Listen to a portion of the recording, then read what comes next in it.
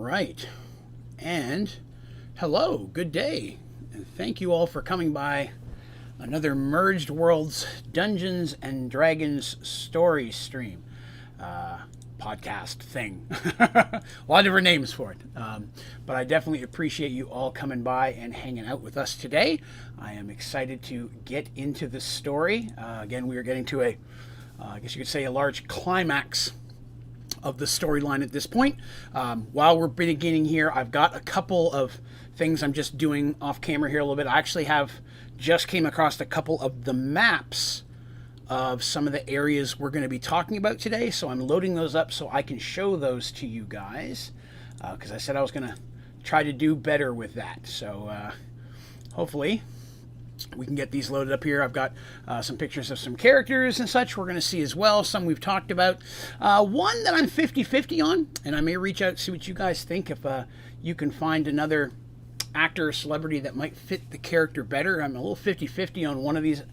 In my head, I know what I want, but I haven't been able to find someone who represents it. So I'd be intrigued to see if you all can think of someone that I could not.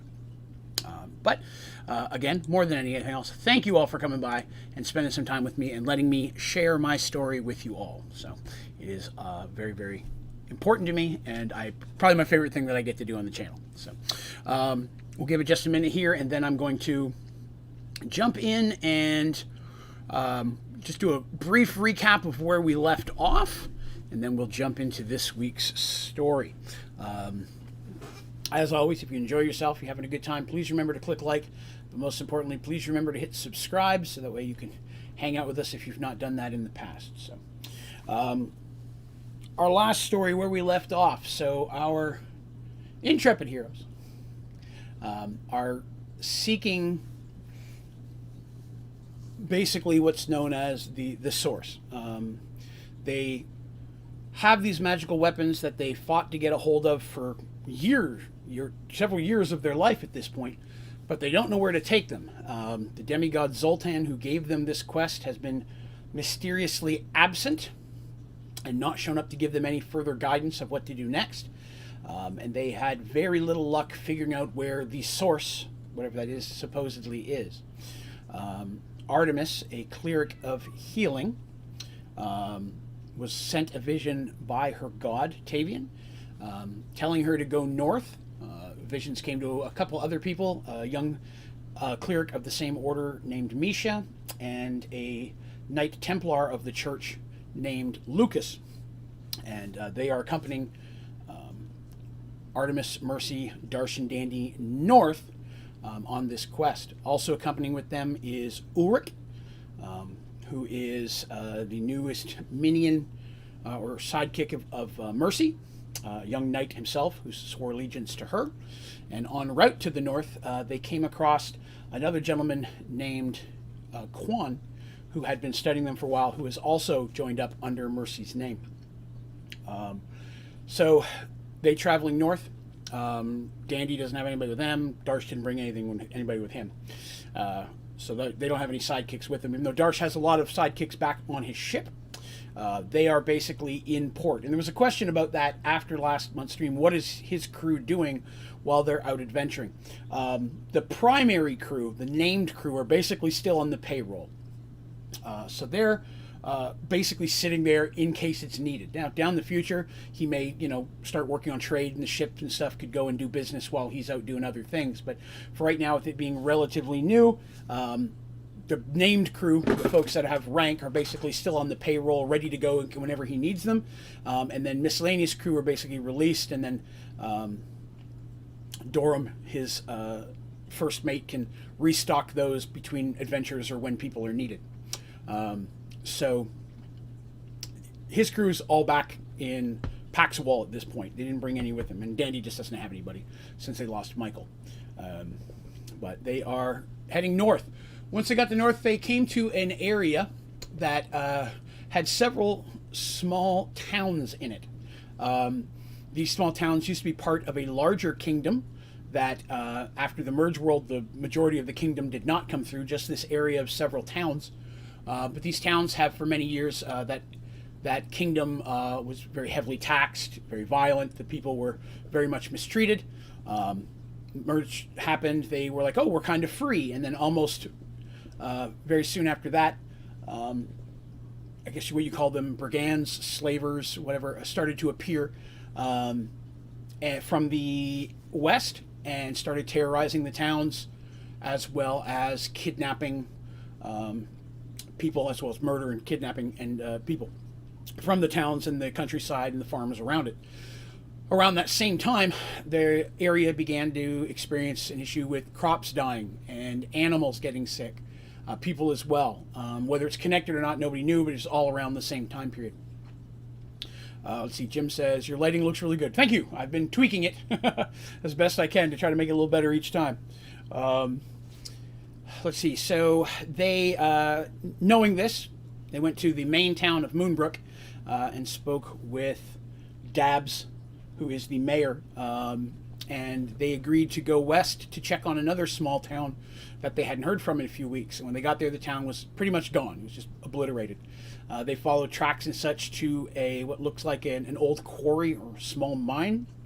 And inside they found many of the kidnapped villagers. And they also found a gentleman named Sheamus, who's a very large dude. He was a member, he was one of the townsfolk in that area, and they were holding his sister basically captive, forcing him to kind of guard over the others.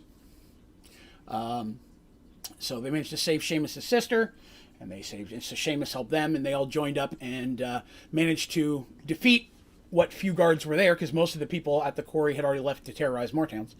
And they managed to make it back to Moonbrook, where they set up defense, because, of course, later that day, all the forces of the brigands, or slavers, whatever you want to call them, did attack the city. So there was a big battle that night. Sheamus, of course, also joining on to become a minion of Mercy at that point, was involved in the protection of the town. They were successful. We had the Moonbrook Drift, which was an exciting little wagon moment, which I was very proud of back in the day. And then that was successful. They rested. Enemies defeated. They're basically heroes in the town. Within a day or so after resting and such, they're visited by... thank you very much for the follow. I appreciate that. Krishilin 300? 3,000? 300. Okay, hope I said that right. But the Lars and Wade Owens, two rangers who lived in the woods to the north, had arrived to say that something was infecting or causing damage to the woods, and they had gone to a small temple of Tavian, which is in those woods, where the old cleric that lived there named Kevin told them to come here and seek out Artemis. So he knew, whoever the cleric was, knew they were coming. Lars and Wade, friends of Sheamus, hearing all about the adventures and the things that had happened and what the heroes had done, also very quickly become enamored of Mercy, not in a romantic way, but more in a hero worship kind of thing. And they agree to take them up to the temple, where they do. Once they get to the temple, everyone is told to leave except for Artemis, Lucas, Misha, and Mercy. And they are shown that underneath the altar is a hidden stairway that leads down into a cavern has very magical healing waters known as Tavian's Tears. And that's what makes this land holy and makes, I didn't get into this detail, but basically healing spells and such that are cast of Tavian's spell spheres on what is considered this land within a specific range of the tiers are more potent. They're more powerful here. It's holy ground in general, so clerics of good would always, and even neutral would be benefit there. It'd be a little harder for clerics of evil to come onto this type of property. But only clerics of Tavian or healing spells in general would receive that boost. And basically the way I said that was any healing spell cast on the grounds within range, because there is a range of you have to be, it can't be just anywhere in the countryside nearby, is cast at max capability. So hypothetically on the D&D side, if the healing spell was 3d8, that means you could get between 3 and 24 by rolling that. It's always going to be 24. You're always going to get the maximum roll. And thank you, Fine Yuen, for the follow. Thank you very much. Appreciate that. So it's always rolled as maximum when you're here. And that was something cool to add into this area. Because, I mean, how often do your adventures happen at home? So it didn't really affect them out in adventuring. But while they're home, it would make sense to why this was such an important area, holy ground, if you will. Artemis was basically given the choice by Tavian the god to accept a responsibility to be the new keeper of this land, to take over from Kevin, and to destroy a great evil that is north in the woods. She accepted that responsibility, and when she awoken, she felt something inside of her, like basically the best way to say it is like a giant source of magic that was there that wants out, but she doesn't know how to let it out. Like, she doesn't know, she can feel the presence of Tavian, and in way more magic than she would normally have the ability to use, like a ball just kind of inside of her. And at this time, she knows that she needs to use it to whatever against this thing in the north, but at this point, she doesn't know how. The other thing that was promised by the vision is that if they're able to succeed up here in the north, they will find the answer to the question that they've sought for a long time. So the question everyone's hoping is that where the source is, will this finally lead them to where they need to open up Mergeworld or cause whatever happens to happen? So that's where we left off. She agreed, they're going to go north. So they spend basically just part of a day or a day resting there at the temple. Only Misha and Artemis and the little girl that I'm forgetting her name, the little girl that was there. Give me 1 second. I'm drawing a blank here. That was Trevor. There we go. So there's Tavian, short. Mia. Yeah, Mia's the little girl that he's been raising, who's basically orphaned there. She is not a cleric. I stress that out. It's been asked. She is not. She is just a young girl who's basically helping him there and kind of treats him like a grandpa kind of thing. I would say that she lost her parents a couple years ago, and that was the beginning of all this mess that was happening in the area. I'd say her family was farmers, and she managed to hide kind of thing. That was her story. She hid in the house while everyone else was killed or taken and found by the cleric, not knowing what else to do. He just brought her home with him and been taking care of her the last few years. Fuchi says, sorry I'm late. No, you're fine. I was just doing the recap. So we're about to jump into the story now. So only those ones I mentioned are really get to see Kevin. He's in poor health himself. Artemis, of course, overchecks him to see if there's something, is there an illness or something that's affecting him? And it's not. It's just old age, which is not something that can be healed. Because that's not actually a disease. It's not an injury. It's just the effect of life. So Tavian, basically his magic is the god of healing, is just that. He heals unnatural pain and unnatural death. But natural death is part of the life cycle, and he doesn't really interfere with that normally. There are exceptions. So, deciding to go north, basically everybody's going to go except for Mia and Kevin, of course. She's going to stay there to look after him. Our four heroes are going to go.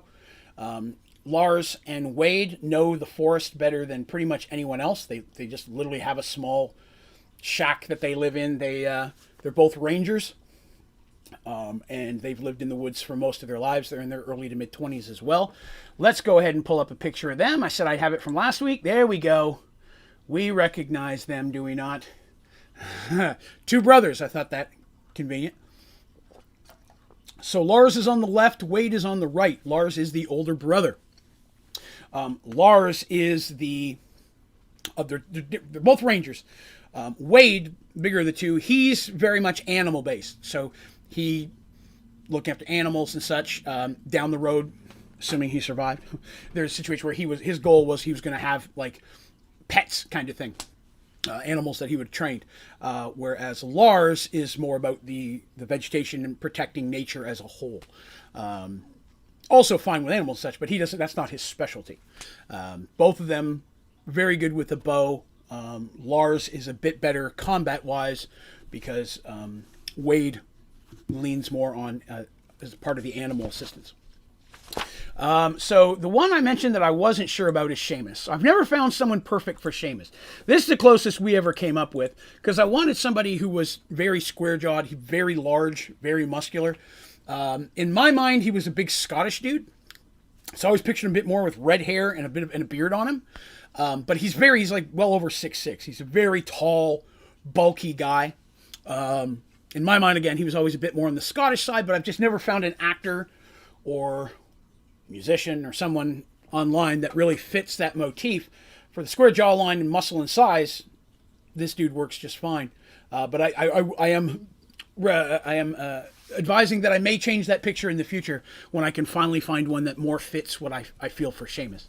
But this one, very accurate overall, will definitely give us something in the meantime. So there we go. Everybody else's pictures that you've already seen, Quan and all those guys.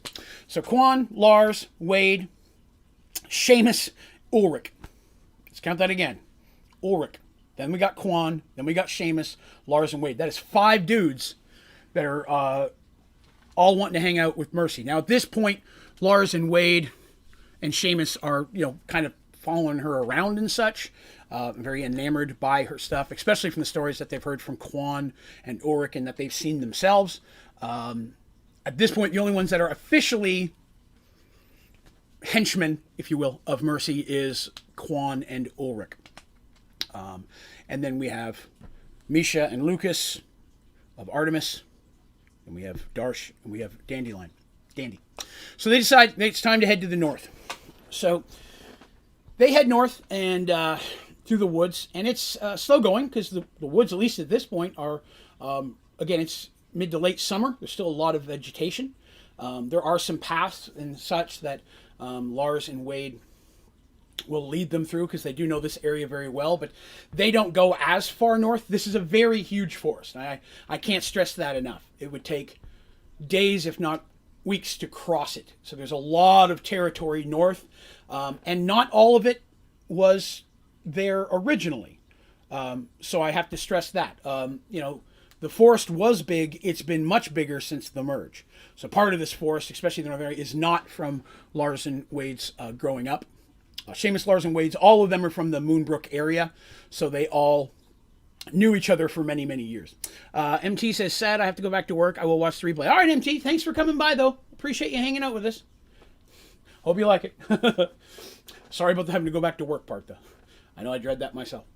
But yeah, so they've all known each other for a very long time. So Lars, Wade, and Sheamus have been friends since childhood. Which is kind of nice. People know each other. And they're heading north and they're making their way through, but eventually they start getting to a point where it's more and more thick, so it's slowing them down.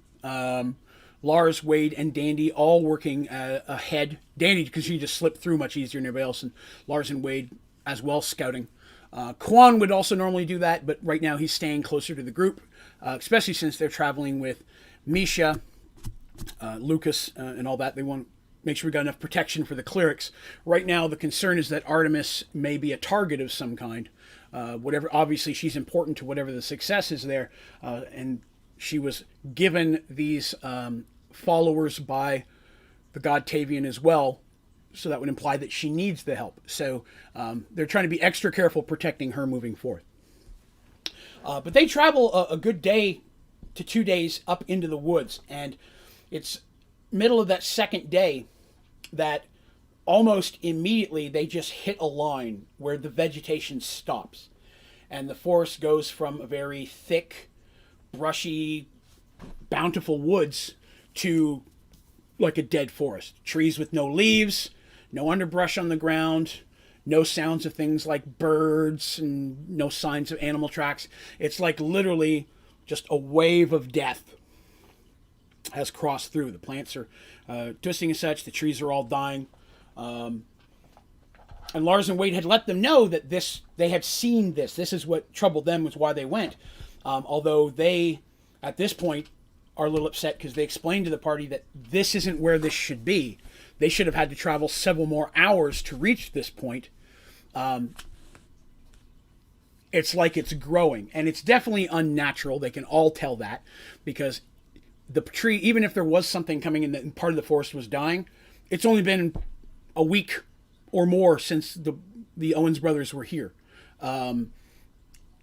the whole thing wouldn't be completely decimated. You may see part of it, some of the trees losing their leaves and such, but to just see that level of decay spreading that quickly is just not natural in any way. And so they continue on now into this much easier to travel through, although much darker and gloomier section of the woods. And they travel again for another day to 2 days in this type of area. And the further north they go, the worse it is. Streams appear dried up, or sometimes the water is discolored to the point that they avoid drinking it, even boiling it. Fortunately, they have their chest of holding, so they always have a large amount of several barrels of water and plenty of food in there. The barrel of pickled fish, in case of emergencies. There's always a barrel of pickled fish in the chest of holding. But they live off their supplies instead of off the land. There's no sign of any type of animal that they could live off of, and no plants, berries, or anything of that nature. And even if they did see them, they'd be a little concerned to eat them with the level of decay that they're seeing. So it's at that time, about that time, so they're traveling north, that, and Lars and Wade at this point say, okay, this is the furthest, they're further now than they've traveled, because they just didn't have any reason to go up here, There's still so much woods to the south that they kind of live in and enjoy and kind of look over. They never needed to go this far north. So they're in an area that they've never been either. Sheamus has never come even close to this. So it's all new territory for everybody at this point. And after a short while, the trees just stop. And there's a clearing. And now when I say a clearing, the clearing is massive. We're talking like a football stadium size clearing. And it is perfectly round. In that circle, there are no trees, nothing. No vegetation, just perfectly round. But what does sit at the center of it is a large building. I would say it looks Aztec in design, somewhat crumbly. It looks almost like ruins that are in really good shape. And it looks slightly pyramid-like, but not completely. It's not like a pyramid, but it's a little bit along those lines.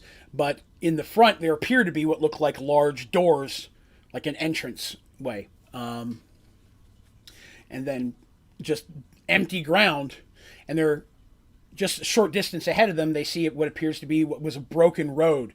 So like large flagstones that would be kind of in the ground or broken and somewhat chipped up, and the road is broken, and obviously it's not been used by wagons or anything in a very long time. If it wasn't for the death and such, this would be overgrown at this point, because there's nothing that would appear that anyone's been here recently. But it is an old, crumbling, Aztec-y looking building.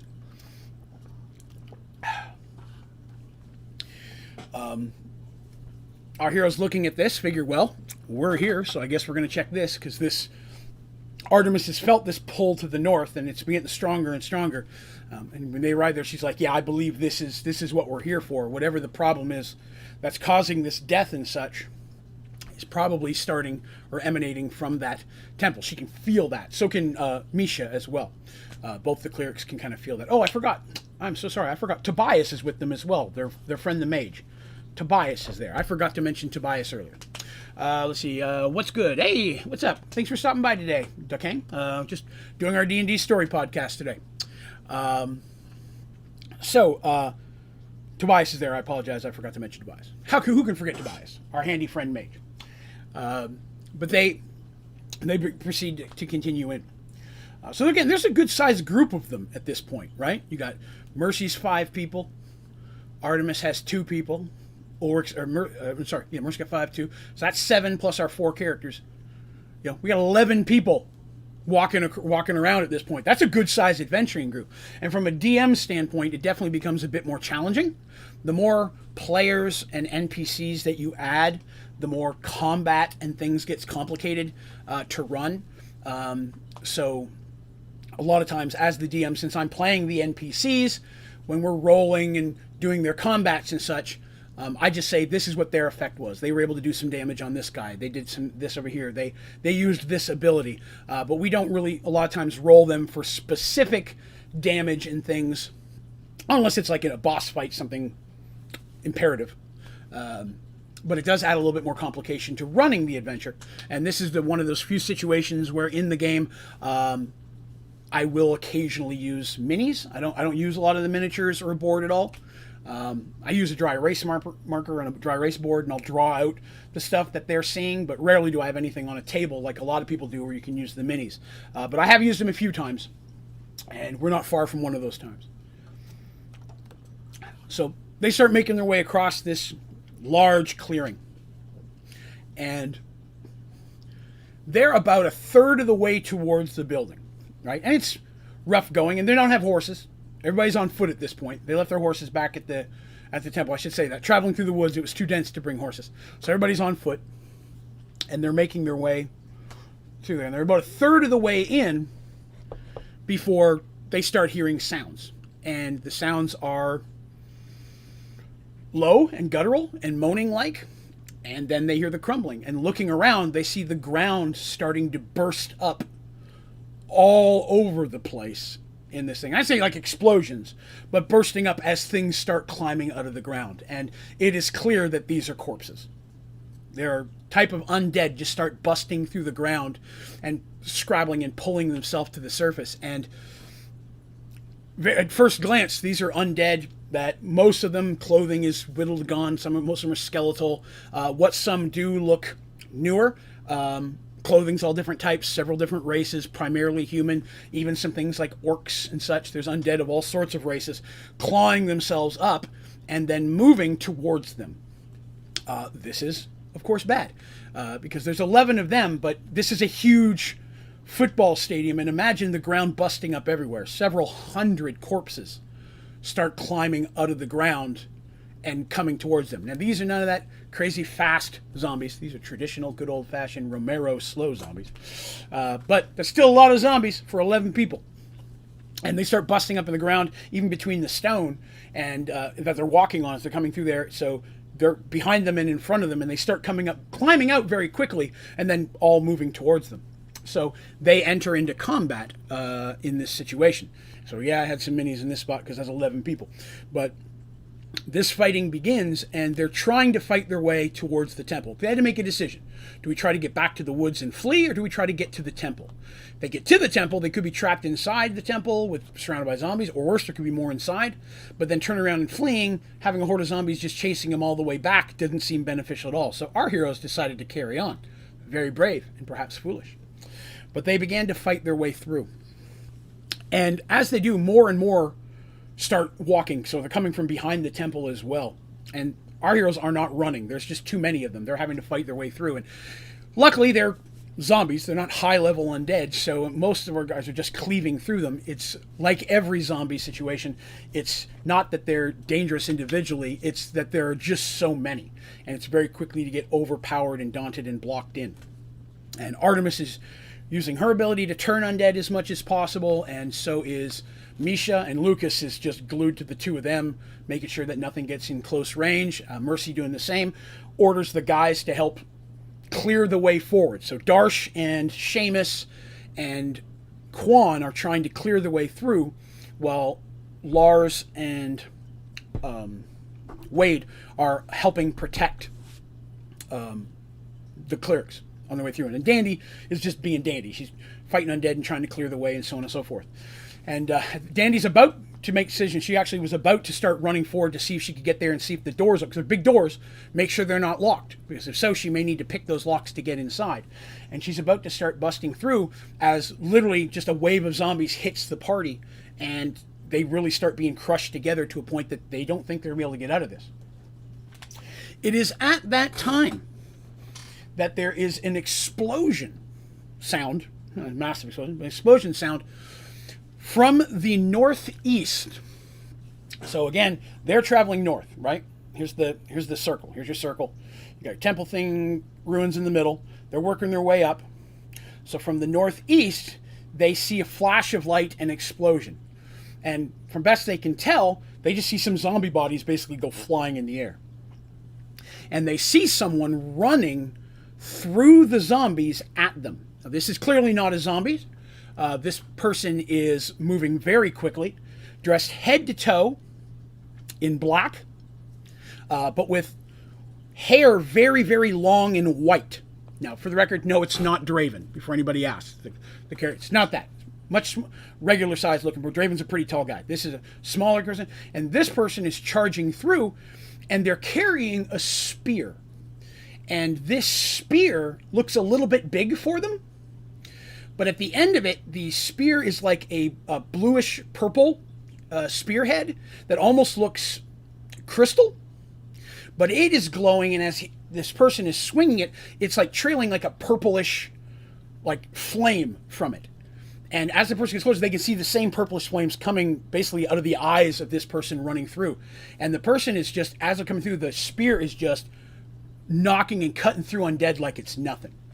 The person is very agile and is moving very quick, dodging the undead, and every so often brings the spear down. And when they do, like literally holding it from the end and bring it down in front of them, it's like a wave of that purple goes forward, and any undead in front of it just kind of gets tossed to the side and clears a path.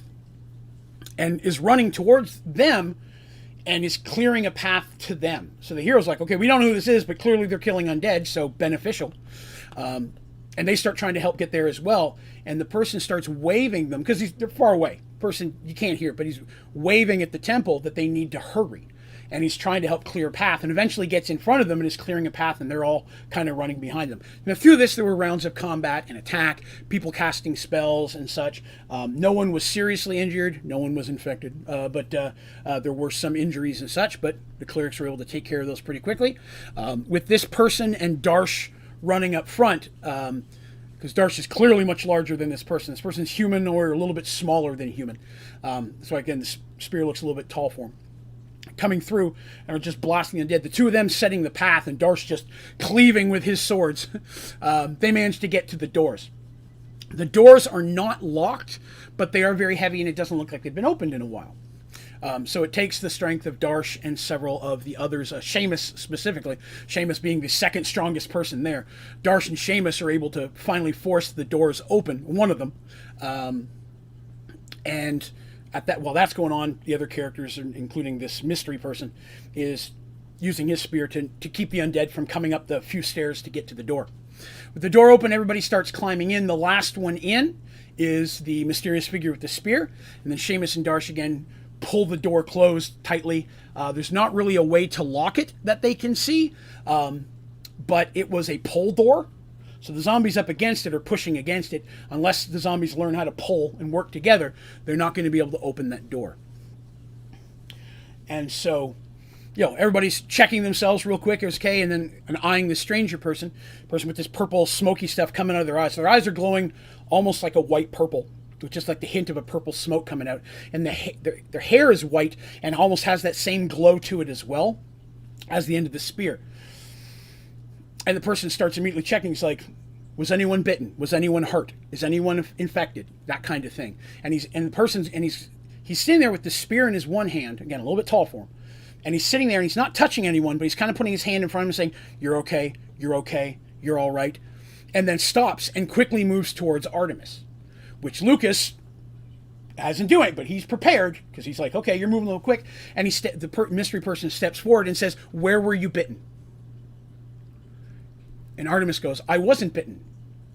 He goes, where is the infection? You've been infected. I can see it. Where were you bitten? And Artemis is confused. And she goes, I wasn't bitten. I'm uninjured. There's no injuries. None of them were able to get, because they didn't. And the person stops for a minute, kind of tilts their head and looks at the spear and looks back and starts staring directly at Artemis's chest. Not at her boobs, but staring exactly where that tattoo is, that little symbol mark that was given to her by Draven when the necklace shattered. It's like he can see it through her clothes. Artemis instinctively kind of pulls her robes closed a little bit. Lucas, thinking he's looking at her, goodies, is about to say something, and the person steps back and says, I'm sorry, I misunderstood. I apologize. But doesn't sound real happy about it the way he says it. And they're like, who are you? And he stops and he turns, and the spear starts to fade, and it's no longer glowing, and the hair starts turning from white back to a black, darker color. And he pulls off, because he's wearing like a mask. I mentioned that he's wearing a mask all to his face except for his eyes. The eyes are the only part you see. Not like a ninja mask, actually kind of like a coronavirus mask, really, when you think about it. It looks a little bit more like the Winter Soldier mask, but without the eyes, just like that, kind of like a hard leather piece. And his black outfit goes all the way up to the top of his neck. It gives him some movement, but the mask, when it's on, would leave no opening area. There's very little, there's no skin showing on him other than his face and head at this point. He's got gloves on and everything. And he reaches up and he pulls the mask off, and as it fades out, they see that it's Michael. Dandy's Michael, who disappeared at this point almost a year and a half, 2 years ago, after his interaction with the Death Stone. So I've shown you what Michael looks like in the past. It's the same actor that plays Beast in the X-Men Origins movies, the young guy. But when he is in his new glow mode, he looks a lot like that. Xbox Gaming. Oh, hey, thanks for stopping by. I have to sleep soon since I have school tomorrow. Well, I'm sorry you have school tomorrow, but I hope you have a good day. I appreciate that you came by and stopped by today. So that is what Michael looks like when he's in the glow mode, which I'm going to talk about here in just a minute. The hair goes like the whitish. It's not completely white. You can still see the hints of the black in it, his normal color. His eyes change that whitish, and then they get like the little bit of purple smoke coming out of them. But as the spear stops glowing, so does he, and he goes back to looking like his normal self again. So that's that. They can hear the zombies banging on the door. But looking at it, Darsh thinks that it's safe, that the zombies aren't going to be able to get through. It took a lot of strength for Darsh and Sheamus to open them. And again, like I said, they're pushing on a pull door. They don't have any concerns that the zombies are going to be able to break in, but they don't know if there's other ways into this building, and so that's their concern at this point. It's at this point that, Dandy, of course, immediately runs up and starts hugging on Michael. Because she's missed him, it's her love interest, if you will, and he embraces her, just as excited to see her. Like it's definitely, there's no hesitation, and it goes on a couple minutes. Everybody else is a little uncomfortable, like want to give them a minute because they're in, at this point, a large square chamber, and there's doors going out the side and another door going forward. They have and there's doors set in each side, so it's a bit of a hallway and then a set of doors left, right, and center. The center one you have to go down a little bit of a stairs to get at. So Dandy and Michael are excited to see each other, as is the rest of the party, because Michael's a friend and he just was pretty whoop-ass there. And how did this happen? How did you find us? What exactly is going on is the questions that they start asking Michael. And so, Xbox, it would be an interesting idea to have a stream where you just talk with everyone watching. I'm definitely going to do something like that. Jim says I'm 2 minutes behind and just found out this is Michael. That's awesome. Yes, Michael has a tale to tell, which he shares with them as they check their wounds and everybody's doing okay. Michael tells a brief overlay of what's happened that's brought him to this point. But first he needs to introduce them to Menandra. And Menandra is the spear that he carries. He explains that Menandra is a intelligent weapon, which means it has an actual personality. Menandra is alive. But Menandra speaks with him, and he can speak to Menandra. Menandra, nobody else hears Menandra. It's just Michael. But that they have an agreement. So we're going to talk about that. So after Michael, for those of you who may not have been here in the past, Michael had merged with the Death Gem through grief of thinking Dandy was dead, trying to bring her back. And instead, the gem kind of took him over, and he ended up creating this undead army and wiping out all these people with the goal of finding Dandy and eventually bringing her back, and everybody being alive in an undead form. They defeated him and managed to break him away from the gem's influence, but in his mind, every undead that killed a person, he was in their eyes. He saw that. In his mind, he just saw hundreds, if not thousands, of murders and killings and felt to blame. So he said, I can't be here with you guys right now. I don't know what I, he was a knight as well. A knight of the light. He had oaths, and all of that was kind of shattered by the gem. And they're like, you were under its control.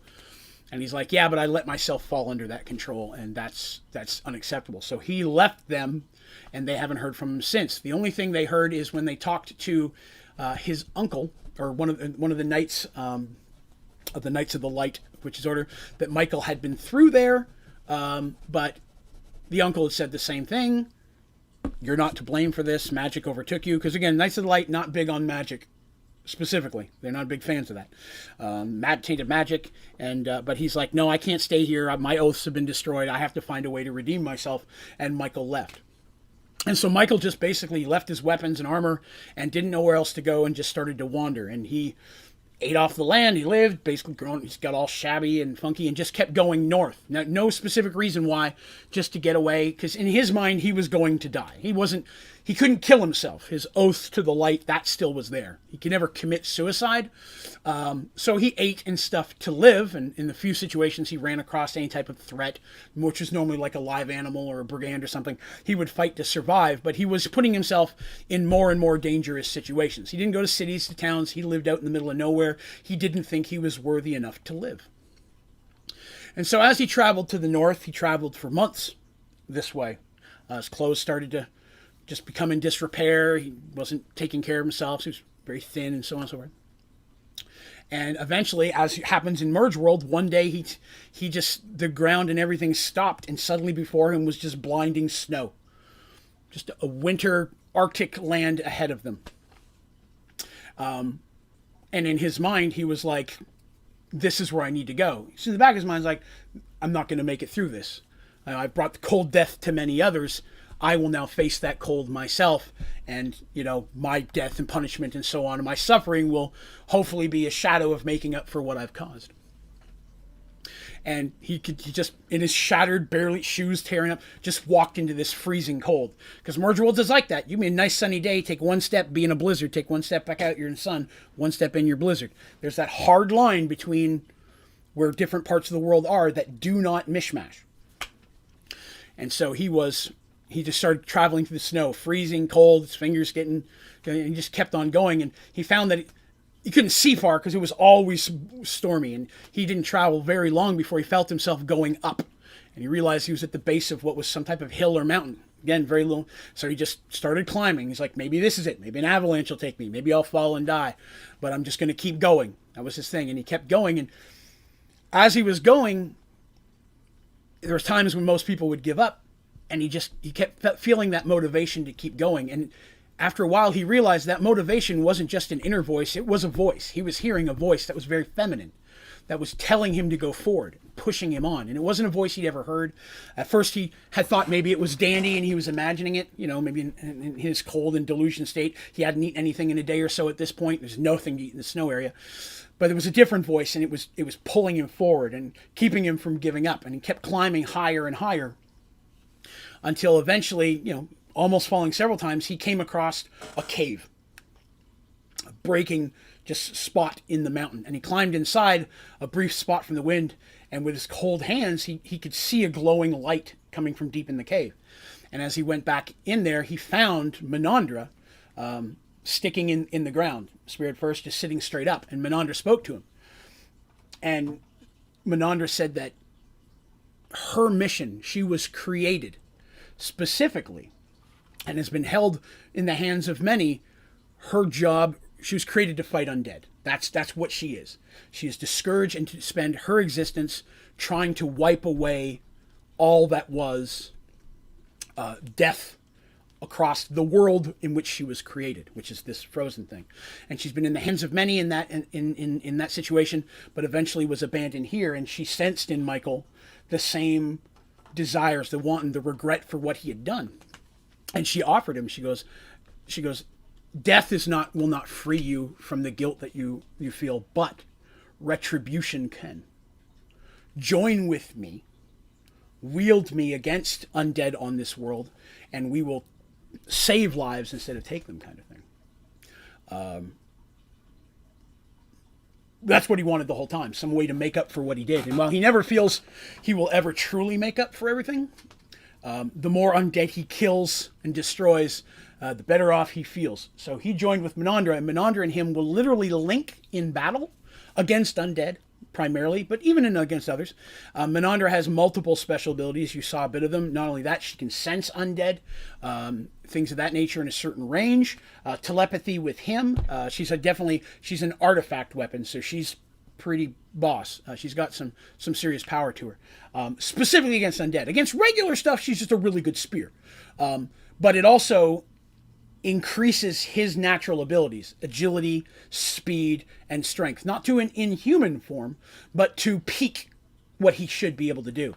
And Menandra led him out of there to a place where they managed to eat and such, and came back out of the snow with a new, renewed life. And basically immediately started on that calling. Found what he could, found others that way, started to arm himself, started hunting undead, coming across villages. Have they seen any undead? Have anybody going to graveyards, finding those areas where undead would be? And he and Menandra started basically becoming a one-man army against undead everywhere. It was not too long ago that Menandra sensed a great, on the edge of her range, source of death. That definitely, she's like, this is a big one. They started coming this way. And it was, again, coming through the dead forest at the same time when they see, and he immediately recognizes Darsh and the friends, and he's like, I've got to get him inside, because he could sense there's death inside, but there's way more death outside. And that's the other thing he says. Inside this temple, there is death below. I can sense, or not, he, together, when he's linked with Menandra, can sense. When they're not linked, Menandra still talks to him and gives the abilities, but Menandra only speaks to him. And yes, he's not insane. It really is an intelligent weapon. I did clarify that because they wanted to know that too.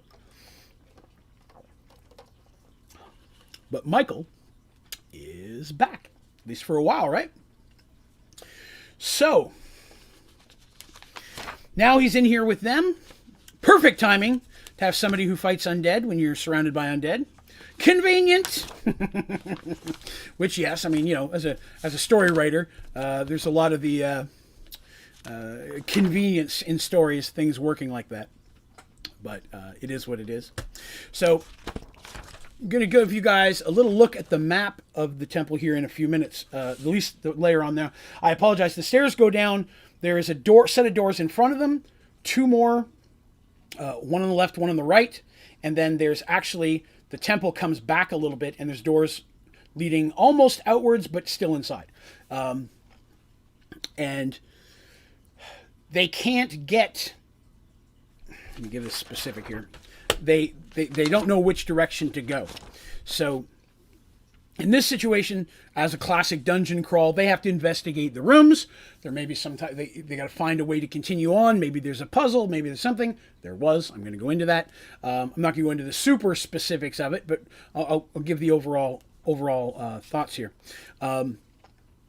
In each of the rooms, as they go into them, they come across people in robes, dark clerics, and they, after the first fight, checking their symbols and such, it is clear that they are clerics of the dead, which is Helena, goddess of death,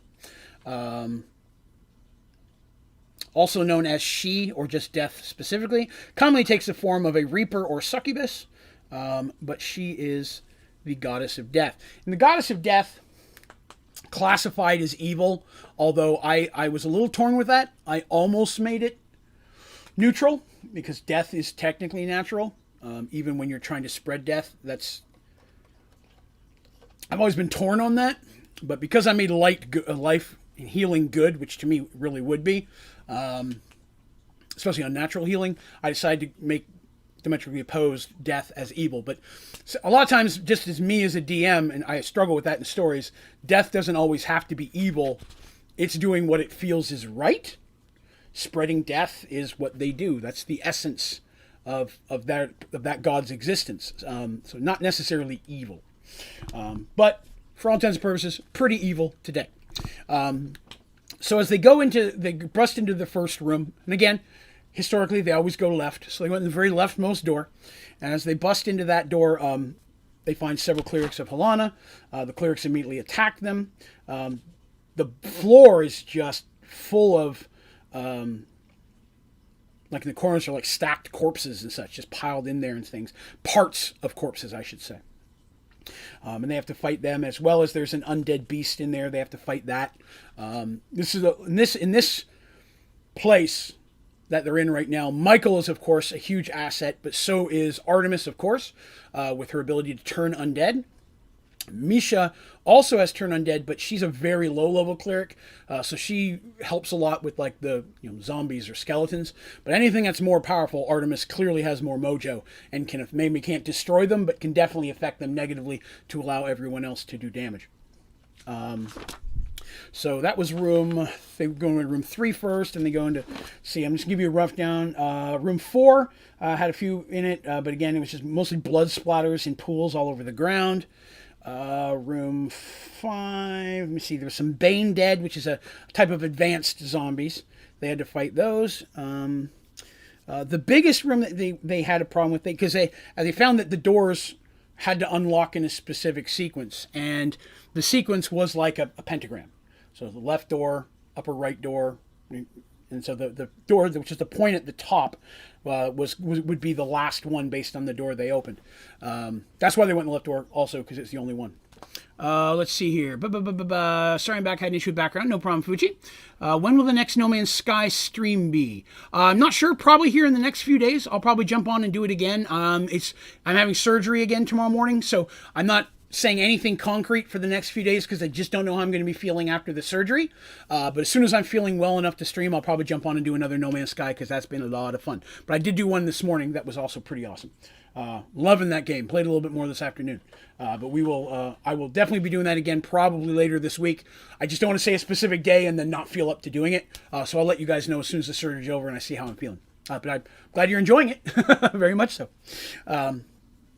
So they were fighting all of this stuff. There was some blazing bones, which is like a flaming skeleton. They had to fight some of them. What else was in here that they fought? The one room that was it was a little bit rough was the last room. In that room, there were contained multiple torture devices. There were corpses on the corners, but there were several living victims that shouldn't be living. They've been just literally tortured and cut to the point that their bodies shouldn't be alive, but the dead were keeping them alive for science, if you will. And there was no saving them after one of them was, in this room, there were several clerics of Helana and then an inquisitor, which is a high type of cleric that literally torches for knowledge and for science. After defeating them, they had to, unfortunately, put the people down. Again, not that they wanted to, but even Artemis Magic couldn't save those poor people. Dead or alive, that's correct. All right, so I'm going to pull up real quick here. It's going to take me just a second, but I'm going to show you guys the map that I used for this. It'll be sideways, so hopefully it'll be okay here, but I'm hoping you guys will get an idea, because I keep saying I'm going to show you guys some of the maps, and I always forget to take pictures of them, but I actually made a point of doing it today. So this is, let's get rid of that. Oh, it's way, way too big. So this was, again, it's sideways, and I apologize. I'm not sure if it'll let me spin it. I don't know, it won't. But that they came in from the left-hand side. So the doors on the very left middle, that's the doors that they came in. And each of these rooms, like I said, they had to jump into stuff. Let me see. Good idea to stay up late when I have to go to school at 6:30. I understand that. But yeah, so that's was this floor. There are stairs leading down. Now, that's how I've different ways as I've grown as a DM of drawing specific things. The things that look like little lines are not ladders. Those are stairs. So in that main room, there's stairs kind of wrapping, going down. All these stairs go down. Even in the other rooms, you'd go into that room, there'd be like a higher level, and you'd go down the stairs to get to the rest of that room. So 7, 3, those were on the same level they walked in on. But 4, 5, and 6, they would have had to go down some stairs in that room to get to the primary area of that room. Room 5, because I don't number them in order. I don't know what order they're going to go in sometimes. Room 5 was the big room. That was the last one to open. And in each of these rooms, let's see here. Grab it here. Okay, so in each of these rooms that they were going into, in the middle of those pentagrams, was an orb that the clerics were kind of casting spells. It's kind of floating in the air. And they were gathering those orbs. And as they were taking them back to room 2, that big pentagram in the middle there was on each of the points of the star was a place you could put one of those orbs. And so as they were gathering them, they're bringing them back and putting them on those orbs because they assumed there was nowhere else to go. They needed to do that. That was the puzzle of the thing. So each room had one. The 5th one was the last one to open, and the 5th one was the roughest room, because if you've ever played D&D, you might know what a Death Knight is. A Death Knight is an incredibly powerful undead. It is one of probably the most powerful undead in Dungeons & Dragons, aside from Draco Lich or a Lich itself. Probably a couple other big ones, Vampire. But a Death Knight is pretty harsh. And it was by far, at this point, probably the most powerful monster or fight I've ever put them in. But with all the extra people there, the extra bonus of Michael with Menandra, I felt that they could handle it. I was concerned, but I mean, there's got to be some challenge, right, when you put people into this. I don't always assume they're going to live. I never make it so that I know they're going to die, unless there's a reason they're going to be brought back to death. But I don't ever set them up to fail. We'll put a star on that I can remember. But I also want to make sure there's a little bit of danger in there as well. I never put it up. Any big fight, there's always the chance for failure. So they went into that fight, and it was a tough one. Several of the minions almost died. Ulrich, one of the Owens brothers, did. Took a lot of damage, as well as Darsh, who stayed up front, and Mercy. They both took bunches of hits. But the person who took the most damage and almost died was Lucas, because every time the Death Knight would always try to target Artemis, and no matter who was being tossed aside in magic, Lucas would never allow him through. So a lot of times he would do damage on Lucas, and then everybody else would charge in, and he'd be knocking everybody back and then going Artemis, and Lucas is like, you're just not getting through here, buddy. And Lucas took a lot of damage, and he came close to dying. It's probably one of the closest any of the NPCs or PCs had come in a very, very long time to actually dying. He was like at neg 9 hit points. Neg 10 is death. He was, and I rolled it. It was neg 9, and at that point, Artemis couldn't. Somebody just pulled him out of the way. I think it was Misha pulled him out of the way as best she could, and was using her light heals to keep him alive while everybody else managed to. Michael being the biggest perk in that fight. Menandra knew there was a great evil on the other side of that door, so they walked in there prepared. She couldn't tell, because she can normally tell what type of undead. And I don't mean specific, like that's a Death Knight, but she can say, okay, that's a level 5, that's a level 3. She has her classifications. These are low-level undead. She knows it's, and when the bigger, the more powerful they are, the harder for her to know exactly what type it is, because they're powerful as well. Zombies, she can say, there are 20 zombies on the other side of that door. A Death Knight, she goes, okay, there's something big over there. Death Knight, Lich, I don't know, but there's something big on the other side of that door. So the more powerful it is, the less information she has. Oh, the map is still up. Thank you very much. Let me drop that. Appreciate that, Jim. Boop. Okay, so that's map number 1. Now, they managed to defeat the Death Knight, fortunately, which was very cool.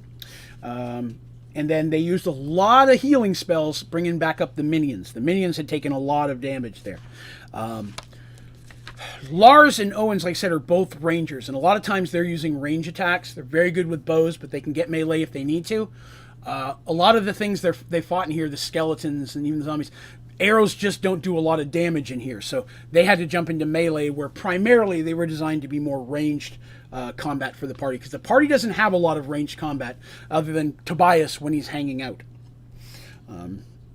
So they went ahead and they managed to get the last orb.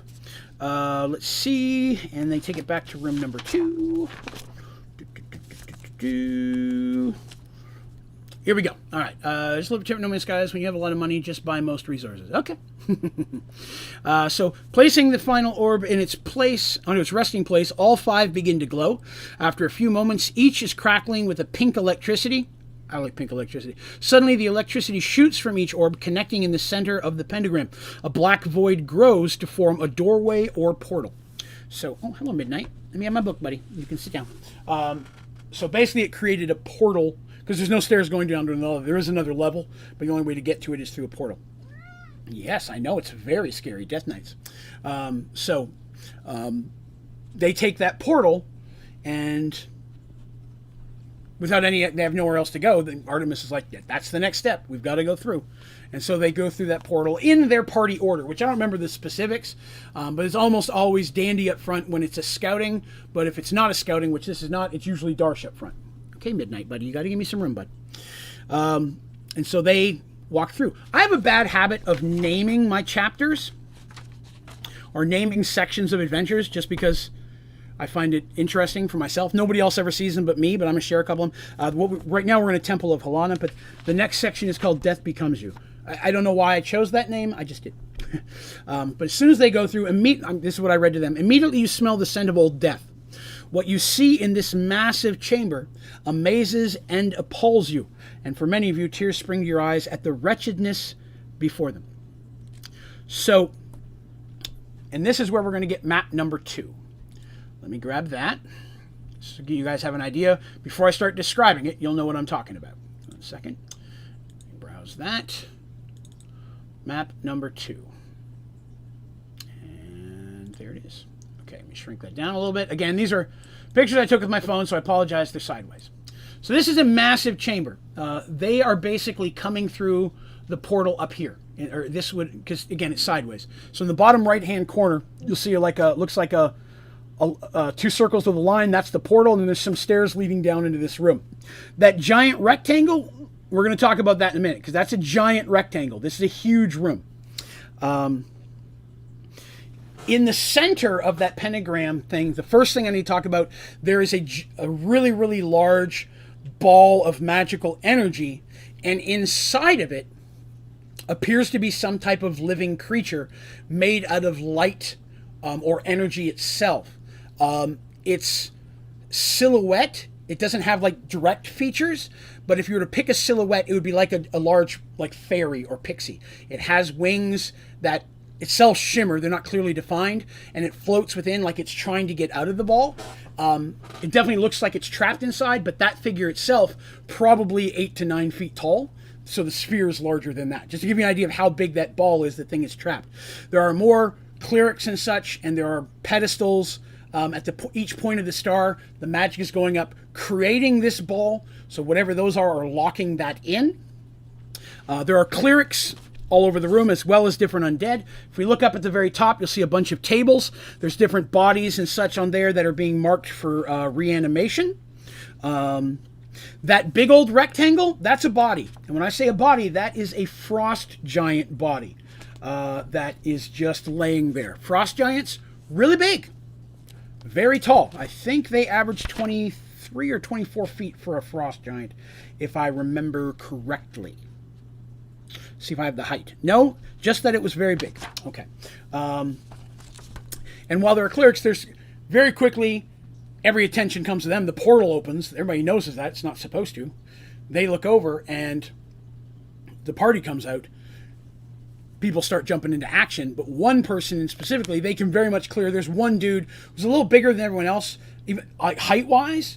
But with his hood pulled back, his skin is so shrunken on his face, it's almost skeletal. So imagine the hood pulled back on Skeletor. So his skin, his hands and his face are very shrunken, but he still seems to have a decent, not muscular like Skeletor, but he's got some mass on the body. But his hands and arms and face seem very, very thin compared to the rest of his body. And person starts shouting in a language they don't understand, and people start going, and clerics start moving their hands, and bodies start raising, and then immediately we jump into what would be our boss fight, if I remember correctly. Let me just check here.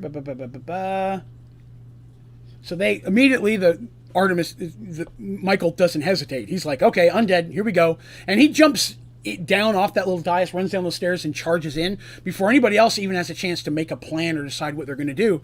Without his, Dandy's like, okay, me too then, and she starts following after him, and Darsh and Mercy are like, well, all right, you guys protect the clerics. So Artemis and Misha and Tobias were staying up near the stairs, near the portal, in case they needed to flee. Lucas, who's 50% healed at this point, was staying there. The Wade brothers were staying there. This is a point where they could use their archery. They were targeting the clerics specifically. The undead weren't really affected by their arrows. But the... Oh, let me close the map down again. You guys have seen that. I can pull it up if I need to. They were taking care of fighting at the living and such. And everybody else, attacky boom boom. Ulrich and Quan both following Mercy into battle. Sheamus guarding the stairs, not letting anything get up. Him and Lucas are guarding the stairs so nothing can get up to the clerics and the wizard. And as the battle's fighting in, of course, the bad guy, who for the record, his name is Mordecai. I gave him a name. They never learn his name. That's not important. But I like to give my villains names. There was a main villain back in Moonbrook, and I never told you his name because they never found it out. But I had one. So yells out in a classic villain way, "Fools, you dare to desecrate the goddess' sacred rituals. You shall die painfully for your arrogance, and I shall take pleasure in raising your filthy corpses for the glory of my God." And then that's when the full battle, because they fought a few minutes, and that's when the full battle kicked in. And they were wiping. There was a lot of battle with lower level undead, and they were fighting them. And they were winning very quickly on, because again, it was a numbers thing more than a lot of powerful undead. There were a few powerful, regular, not higher level zombies and skeletons in there. There's a couple skeletal knights, which are different, were fighting and such, but they did really well against them. It wasn't until that Mordecai raises the frost giant that things turned a little bit and they had problems, because Mordecai does at one point, because again, a lot of times I create my boss fights much like you sign it in a video game. There's waves. You defeat this, now the second wave happens, and the third wave.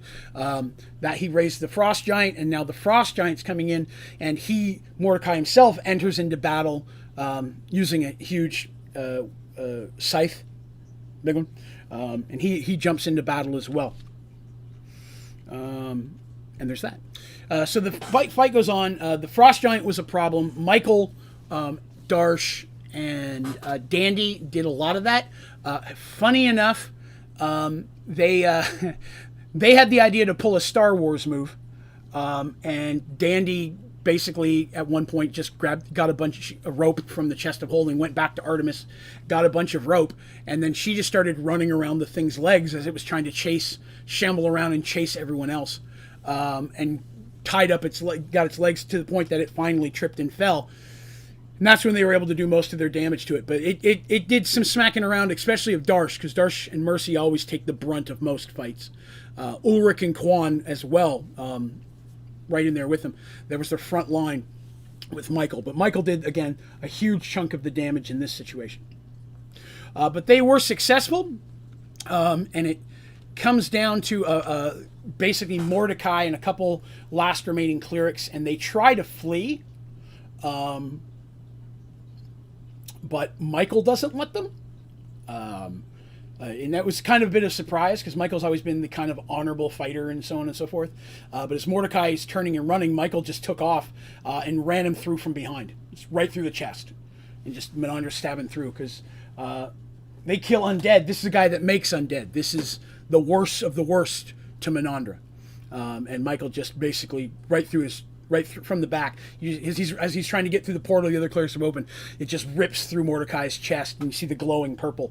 Michael's hair is all white. The reason he has the mask and such is, again, fighting undead, protecting. Everything he has is like a black leather kind of a thing that would protect against claws and bites. There's vampires out there, so he has a high neck thing. The mask he wears as well from any type of noxious gases and things that some undead could give out. That's why Michael's suit is designed the way it is. He designed it. Menandra basically designed it and then had him have it made over time, and that's kind of how he stays protected in those situations. And he's carrying a few things like holy water. He's got a few stuffs on him that are undead fighting things, and we'll get more into that later. But he runs through Mordecai, and the last couple clerics shoot through the portal and leave, and it closes behind them. So they don't get all the low-level clerics. They do take out Mordecai and all the undead that were in here. Once they were done with that, they had to figure out what's going on in this big ball floating in the middle of the center. And in the center, the creature that's, again, made out of like magical light energy thing, speaks to them in a very high feminine voice. It tells that her name is Sheamus, and that she has been imprisoned, that she is a creature from a plane of life, so a different elemental plane, but a plane of life itself. And Mordecai had imprisoned her and had been draining her life magic to perverse it and use it to bring back things from the dead. And the more he did that, the more the death just spawned and moved out. The first thing it did is it started poisoning all the land in the area, why the crops and the animals were getting sick, and even the people. And then the second wave of that is the actual line of death as it grew as they pulled all the magic out of the land and such. Sheamus says that if they will break the black crystals on each of the points of the pencil, it will free her. Oh, no, sorry. There's a black crystal ball that must be destroyed in order to free her. The black crystal ball is in a room off to the side. So again, on the map here, that was the room you see in the bottom left-hand corner. That was the personal space of Mordecai. They got a little bit of treasure loot in there, as any adventure would. But inside that, locked inside of a box that was trapped, that Dandy untrapped successfully, they find the crystal ball, and they agree, they're prepared for battle, because Sheamus could be in league with them. They don't know for sure, but they break it, and it is in fact that Sheamus is a creature of light, and she was trapped, and so on and so forth. So she is a creature of goodness. Let's see here. Right. So for freeing Sheamus thanks them, of course. She said that she's, for several years now, she's been trapped in that thing. And it breaks her heart, because she's from a plane of life and bountiful energy, that nature, to know that her magic has been used for death and such. Much like Michael, she senses the Michael Menander thing and has a little bit of connection there. Feel bad because her magic and her life has been drained to cause a lot of this abomination. This Temple of Helena, completely separate from the slavers and brigands that were attacking Moonbrook and such. Just happened, this area just got screwed in two different ways at the same time. Maybe on purpose. But overall, those two things were not connected. So they do break it. She is freed. And she says that she does not have wealth. She does not have power that she can give them, but she does want to reward them for saving her and ending this torturous existence that she had. And so as that, she's going to give them the one thing that she knows they've sought the most. And that is the location of the source, because it is something that she knows. She tells them that the source is south of Paxwell, far into the great ocean of the south, further than anyone in Paxwell has ever traveled. That they would just need to go basically straight south from Paxwell. It would take weeks, if not months of journey. But if they can survive the trip there, they will find the source. Let's see. So that's the big thing. And she said, and at this source, they will find the central gate. She then turns to Artemis and says, Lady Artemis, you have a great power within you granted by your god.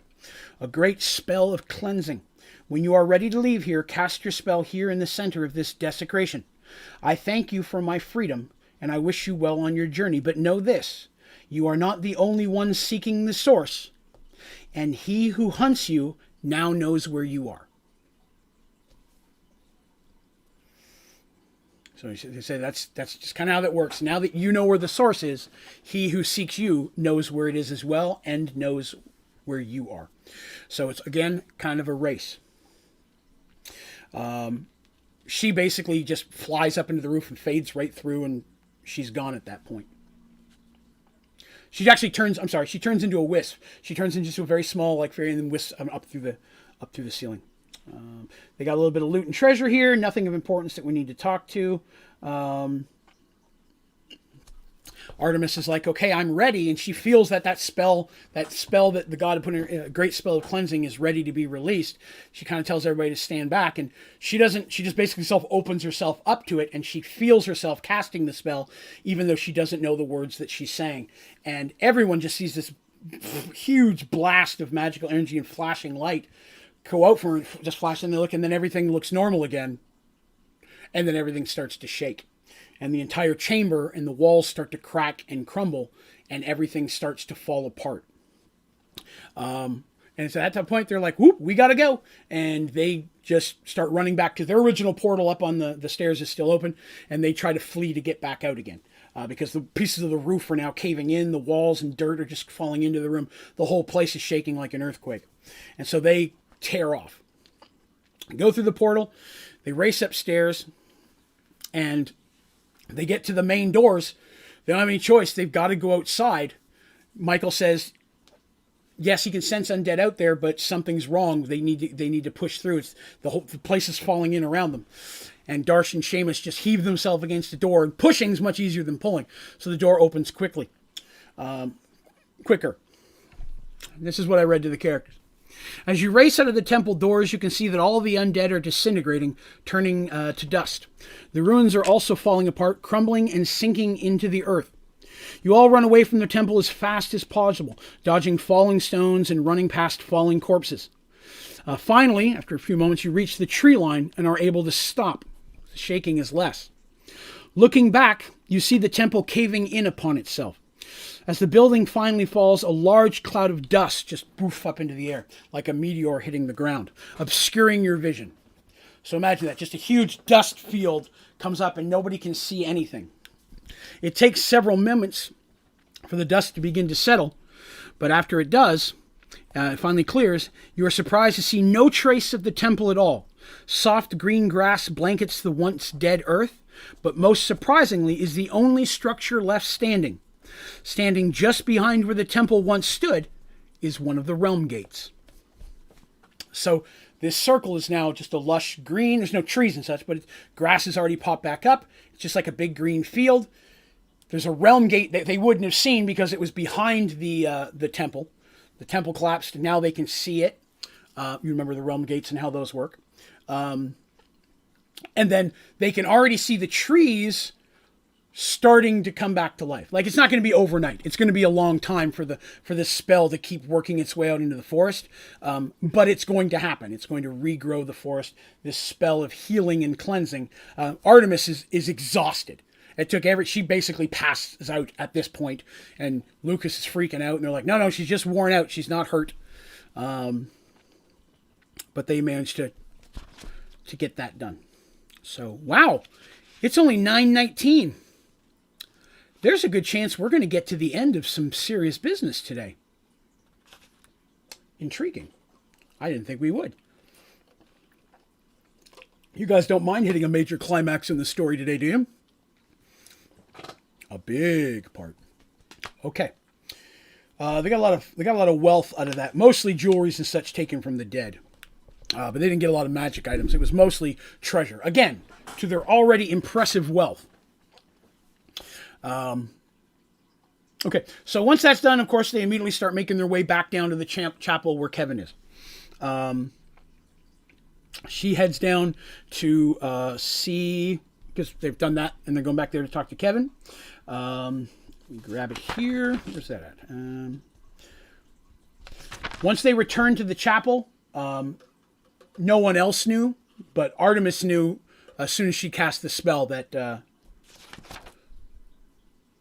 not Kevin, his name was Trevor. I'm sorry, Trevor was the cleric. The old cleric that was running it passed away. So when they returned there, they returned to find that Trevor had passed away while they were gone. Artemis knew the exact moment, but didn't share it because it was one of those things that she shouldn't.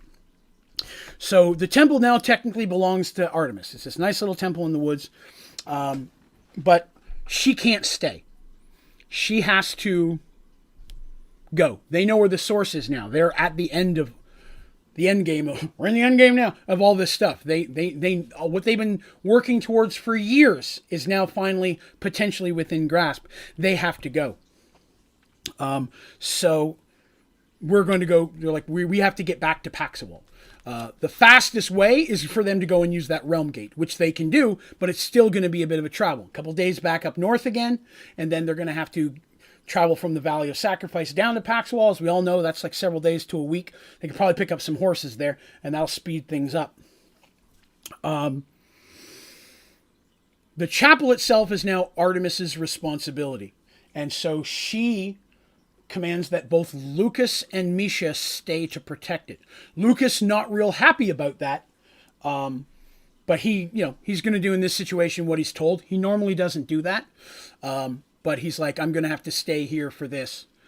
Because, this is why he was sent north. He also felt that pull to the north, and he knows they've done a great thing. He just served the god to get rid of the basically anti of what they are. He is blown away by the events that he was involved in. A Templar for 20 plus years with the temple, and he got to be involved in some serious mojo. So now as the one protector of this new temple, he takes that on with Misha.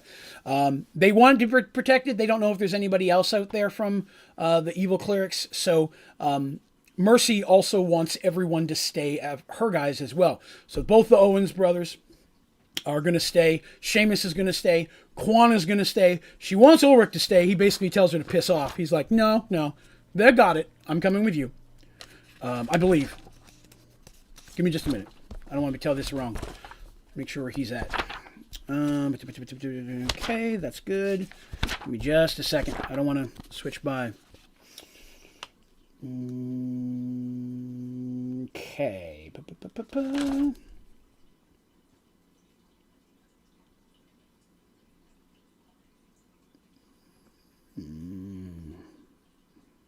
Yeah, he was with them. Okay, yeah, I thought so. So Ulrich goes with him. So the only minions that are going with them is Ulrich and Michael. Michael's coming with them as well. At this point, he's back with Dandy. He's like, I'm going to help you guys see this through to the end, and then we're going to have to talk about what life is for us after that, because he's got his own mission in life now, and we'll see. But they start to head back. Okay, so they take the portal to the Valley of Sacrifice, as I said, make their way back to Paxawal. It is uneventful, the trip home, fortunately. Although they are very, very rushing themselves. They do get their horses at this point. And they're rushing themselves because now they know that he who seeks them knows where he is. I think we all know who they're talking about, Nylat in that situation, Nylat Firemoon. And they have a lot to prepare. They can't just get back there and jump in a boat and go. This is going to be a major voyage. So as they get back to the city, they get Paxawal uneventful. They immediately go to the temple, talk to Bart and Sister Mara, talk about the chapel, or talk about what's going on, that Artemis has been given this. She shares with them the majority of the information of what happened. She does not talk about the pool underneath, because she was told not to. And she says that the temple's there, so on and so forth. And that she's been questioned that, again, the prophecy thing she got is that one day she would build a great temple there. Bart and Mara are just blown away by everything that's happened. This is serious business. And say that should she decide to do that, to build a temple there, that they will assist her with funds and construction if she's looking to build a bigger temple there, to basically bring presence of the good gods to the north. They're all about that. That they'll help fund that as well. Now, for their voyage, the first thing they know is they're plotting the charts, and they know they've got to head south. They're going into some deep waters where no one's ever been. Sadly, the Miss Dandelion, while being a nice ship, is not going to be able to handle a voyage of this nature. They're going to need a bigger boat. And so Darsh immediately starts looking for a bigger ship. The church as well has offered to help fund 25% of the ship's purchase because for reasons of future reasons, but they do that. They had the choice of either trying to rent or hire a boat or buying one. Darsh chose to purchase another ship, a ship that's twice the size. So he literally goes and buys one. They don't have time to have one built. He goes and he finds a ship, and he walks up and like, "Hi, I want to buy your ship." This Minotaur walks on your boat, and they're like, "This is my ship. I'm not giving up there. It's worth like 100,000 gold." "Cool, I'll give you 500,000. Get off my boat." And the guy's like, "Yeah, okay, we'll do that." I mean, he gives way more than what the boat costs, but he doesn't have time to play around. He immediately hits up Dorum, and he's like, "Listen, this is the thing. We're going on a big voyage. Dorum helps him find the boat, and then Dorum's job is to get him a crew. Gets all the named crew, all the people that had names that he knows, jumping back on. Everyone agrees to go. They reach out to the temple. They get themselves a sea mage, or a smage, as we like to call them. Tobias also agrees to come on this adventure. He's not technically a minion. He's an NPC, but he doesn't work for anyone. He's coming along as well. Because again, he's been with them for a lot of this now, and he also wants to see this through. And they're given some basic healing potions and stuff from the Mage Tower. Lamia, who is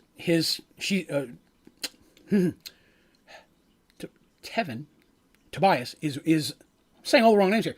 Tobias is her apprentice at this point. He's her direct apprentice. She's like, yes, go find out magic stuff. I'd go myself if I could, but she can't.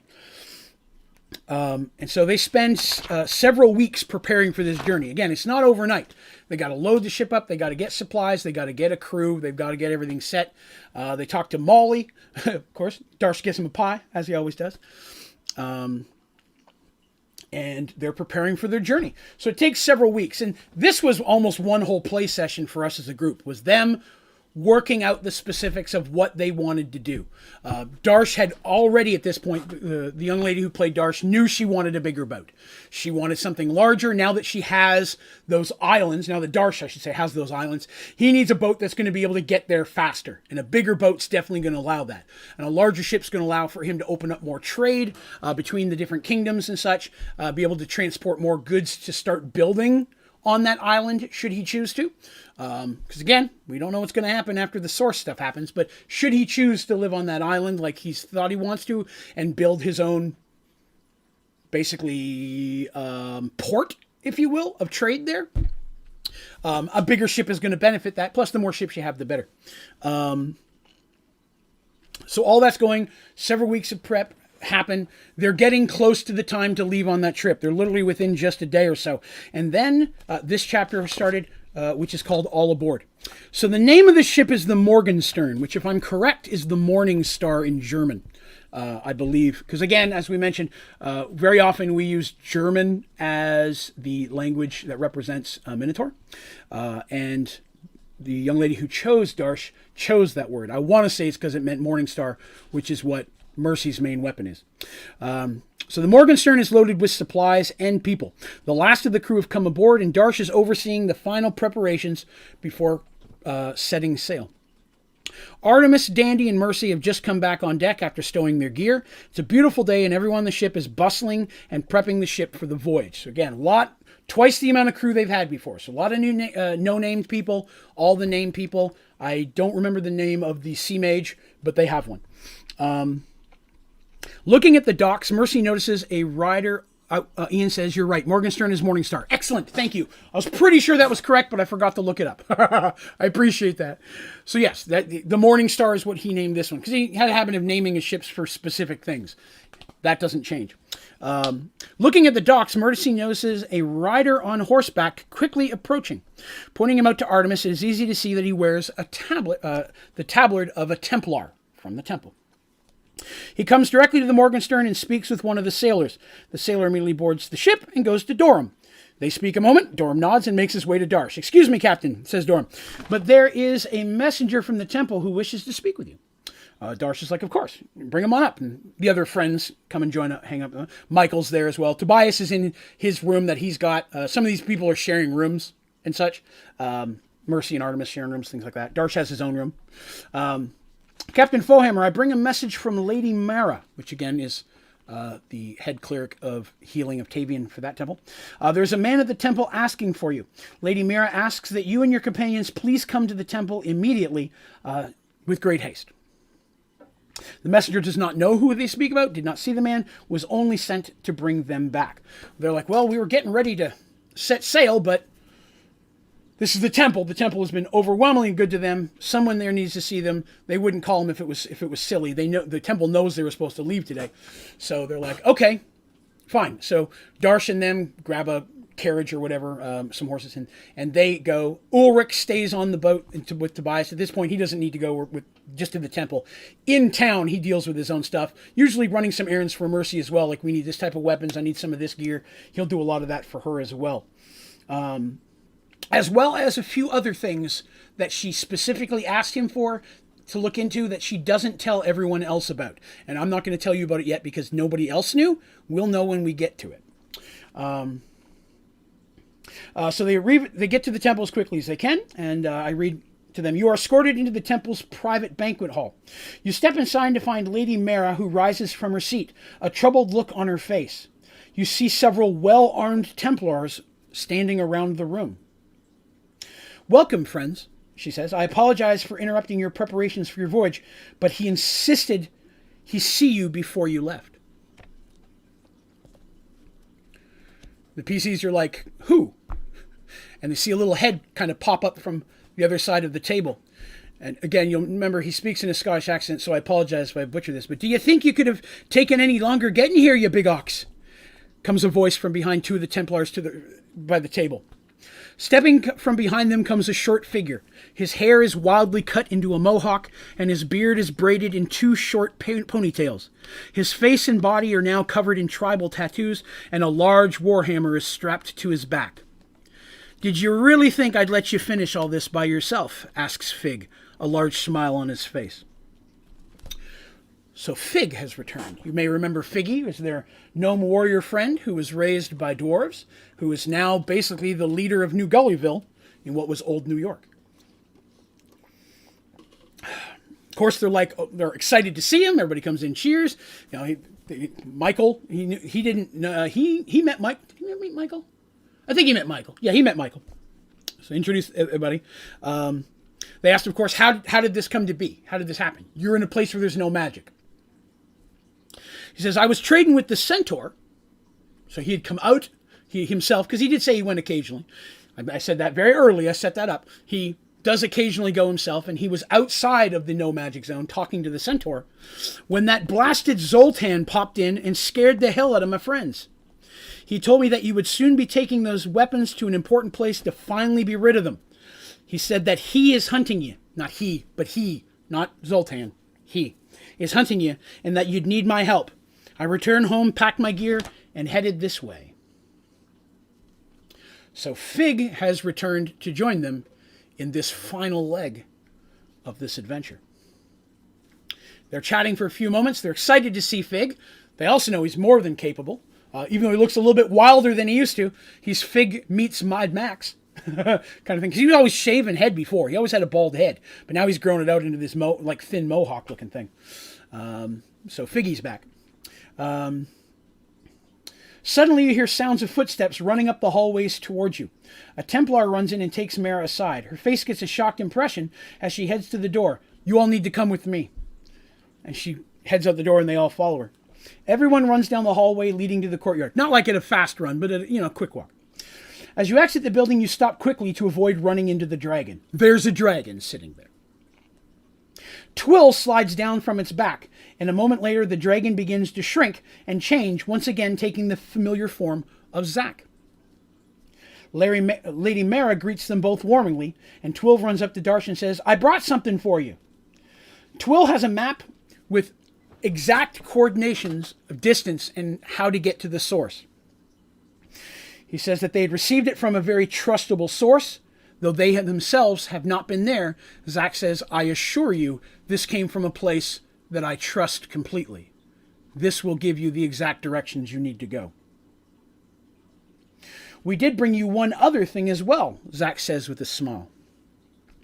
And everybody's like, okay, what's that? And Zack laughs. Oh, he should be arriving any moment. Just then, people begin to point to the sky, and looking up, you see two hippogriffs flying towards the courtyard. Hippogriffs. Not a griffin. I want to clarify that. Not a griffin. Hippogriffs. Making you aware. Not sure what a hippogriff is. You may want to check out Harry Potter. Google it. It's a mixture animal, but it can fly.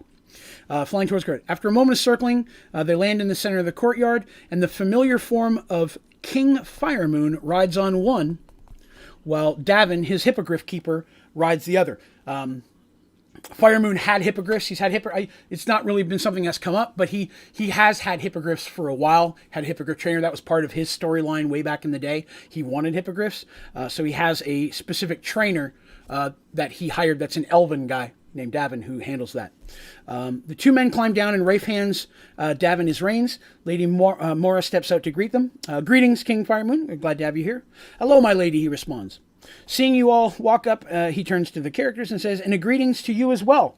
He also states that he was at home, awoken by the figure of Zoltan, arriving him and letting him know what was going on, and that his brother was also seeking the source. I had to come and join with you. I had to see this finally put to an end. With your permission, I asked to join you on this voyage. Immediately, they're like, yes. Firemoon is a pretty BA fighter at this point. On the same level, if not better, than Darsh and Mercy. He's pretty high up there at this point. Davin will stay in Paxawal with the hippogriffs. You're not taking hippogriffs on a boat. It's just very stinky. You don't want to mess with that. So that means joining them on this adventure will be Fig. Zack and Twill are not going. They just helped guide Firemoon here and give them the maps that they needed, which they, of course, get to Gadget. Gadget's their navigator, Gnome Gadget. You may remember him. Gasket, I'm sorry. To Gasket. And so after everything's settled, there's a bit of a chatting. Everyone heads back to the Morgenstern. Both Rafe and Fig are given quarters. Gasket is a little taken aback by Fig's appearance, but soon that is lost as they discuss Fig's unusual style of tinkering. Because Gasket's also a gnome, but he's never seen a gnome that looks like Fig. And once they start talking about some of the stuff Figgy has been able to figure out using old stuff he's found in New York, Gasket's very intrigued. Because again, he's a navigator, but he's still a tinker gnome. Nearly everything is ready and loaded, and after an hour or so, you are ready to set sail. So I gave him a couple minutes. They chat. Yes, we're ready to go. Was there any last minute thing you wanted before we leave? Because if they forgot it, they don't get it on the voyage. They did not. Dorm approaches Darsh and says, all's ready, Captain. Cargo is stored and all crew is accounted for. Darsh takes a minute to kind of look over the boat and look back at Paxawal, and then turns to Dorm and says, set sail, Mr. Dorm. Immediately, Dorm starts shouting out orders, crewmen scurrying everywhere, and after a moment, you feel the Morgenstern begin to move. The ship slowly pulls away from port, heading south towards Kronear and towards the source, because they have to cut close through Kronear waters, even though they're not stopping in Kronear. So there's a lot of travel, okay? A few things that happen while they go, I'm going to cover that. The first week goes by without issue. You have a couple of days of rough waters, but the Morgenstern cuts through the waves with ease. Dorn keeps the crew running with military precision. Watches are kept, weapons practices daily. Any disagreement between crewmen are handled quickly and fairly. You course straight to past Kronear, where you don't run into any problems, which is very easy. And then you continue using Twill's map straight to the source. So, sometimes I like to surprise the characters. Like, literally, the people playing. So we're sitting there, and I read that, and then everybody's sitting there talking, and I'll scream out, like, Darsh! And everybody will start up. I'll be like, you hear a very light creak on the floor. You've always been a light sleeper, and it doesn't matter how good you are, it's almost impossible to move silently on a wooden ship. Darsh was asleep. So I asked Darsh, what does he do? And he says, I don't remember the specifics, but basically someone is in his quarters, and they shouldn't be, and they're trying to move silently, but you can't. Darsh immediately dodges in time to not be stabbed by the dagger, and he finds himself fighting a drow elf out of nowhere. At the time that happens, because again, these things happen at the same time. I say, Darsh, that's what happens. What do you do? And I go, Dandy. You hear the sounds of someone picking the lock of your door. You can tell by the sound that they know what they're doing, but they're not that good. She is able to... She's not sharing a room with... She's staying with Artemis and Mercy. She's able to get them up without making any noise. They quickly grab their weapons, and as they do, the door comes flying open, and several crewmen coming in to attack them. So, Darsh manages to take out the drow that was trying to assassinate him, and the three that rush in to get the girls, they were ready, and they fight them off relatively effectively. They were also crew, and upon their deaths, their bodies change to drow. Coming out onto the main deck, everyone appears okay. Darsh comes out there, and he's just dragging the drow with him, and the other girls come rushing up a moment or so later. Dorms comes rushing up and asks, what the hell's happening? And Darsh is like, this is what happened in the room. The girls come in. They're like, we just got attacked. They're like, by who? What? So on and so forth. Dorm's face goes red in anger, and he turns to the nearest sailor and yells, "All hands on deck now," basically calling a full stop, everybody there. Sailors run off, echoing the command. In just a moment, the entire crew is on deck. Dorm has a roll call done, and all missing crew are accounted for, except 7, which is the amount of dead... I'm sorry, there were more than one drow in Darsh's room. There were 7 total that they managed to kill. Let's see. So Tobias, who's with them, and the other sea mage and such, use detect magic to try to see if they can find any more hidden drow on the ship. They do not. The drow had come on as no-named sailors and had taken, they'd probably been in Paxawal for a while because they didn't take people that they didn't have at least a decent, what's the word I'm looking for? Reference? That'd be the word I'm looking for. Oh, welcome back, Fuji.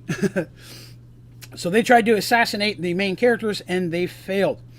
They do cast a spell. They don't find anyone else on there. Dorm approaches Darsh privately, apologizing, taking full responsibility, and offering to step down should he wish. Darsh is like, I mean, there's no way you would have known. I'm not holding this against you. You're fine. And he did. Let's see. Let's see, where are we at next? Oh, I'm so sorry. They did have to go to Kronayar. I forgot a part. I'm so sorry. They travel, takes them that time to get to Kronayar. They try to get assassinated. They almost get assassinated on the way to Kronayar.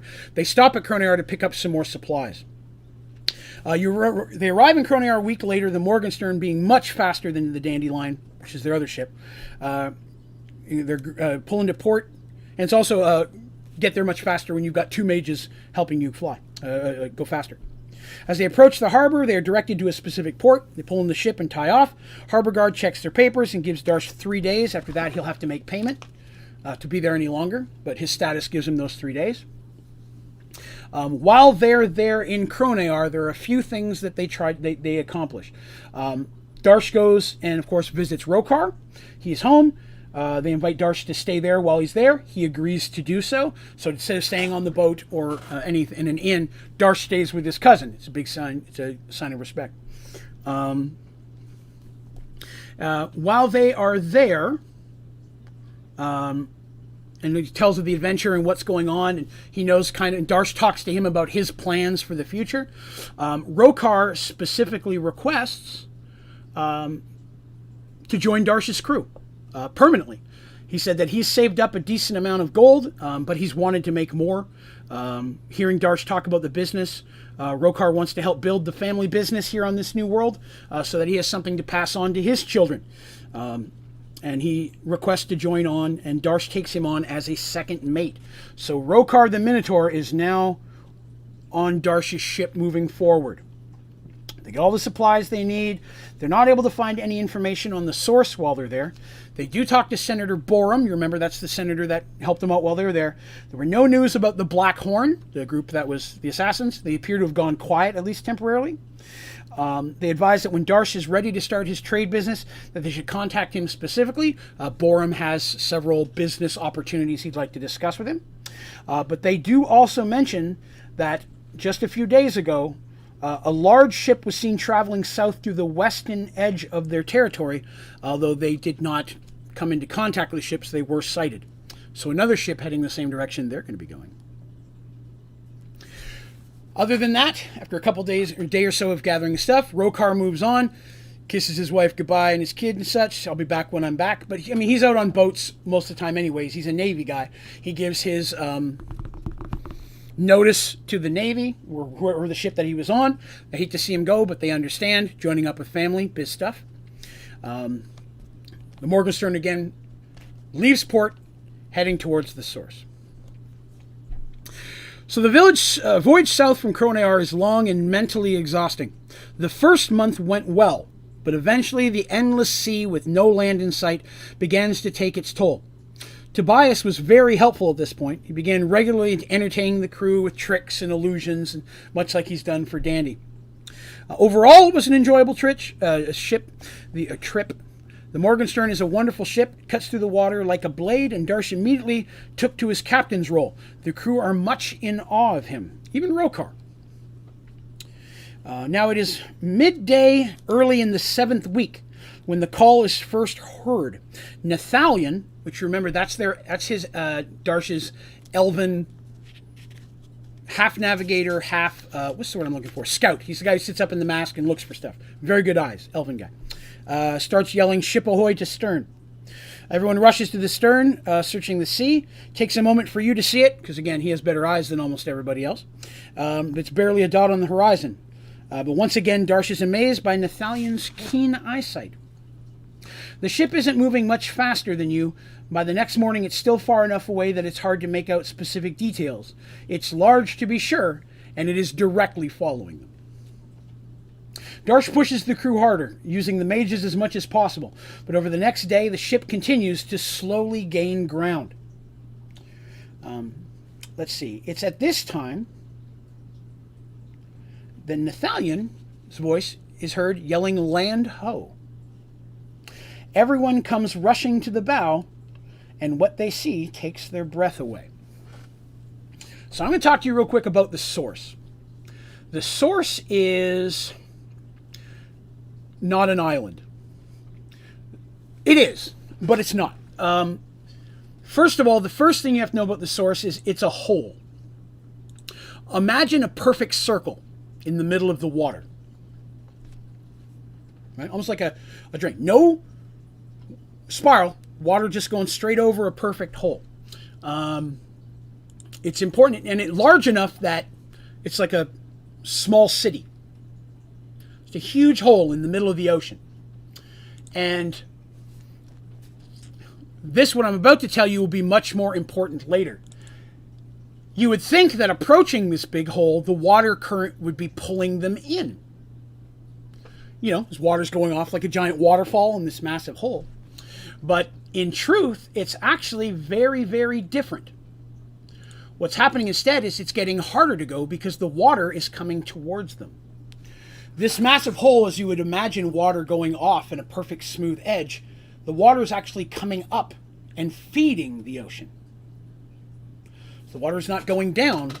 It's like this is literally providing the water for this ocean, slowly coming up and spreading out. And it's the sound of a waterfall. It's loud. You can hear it, but it's water going up in a smooth transition. Bear with me. I'm seeing if I have a picture while I'm looking at this. One thing that's important to know about the source, floating above it is an island. So up in the air, just floating there is an island. Now, the island is clearly not land that was pulled out of it.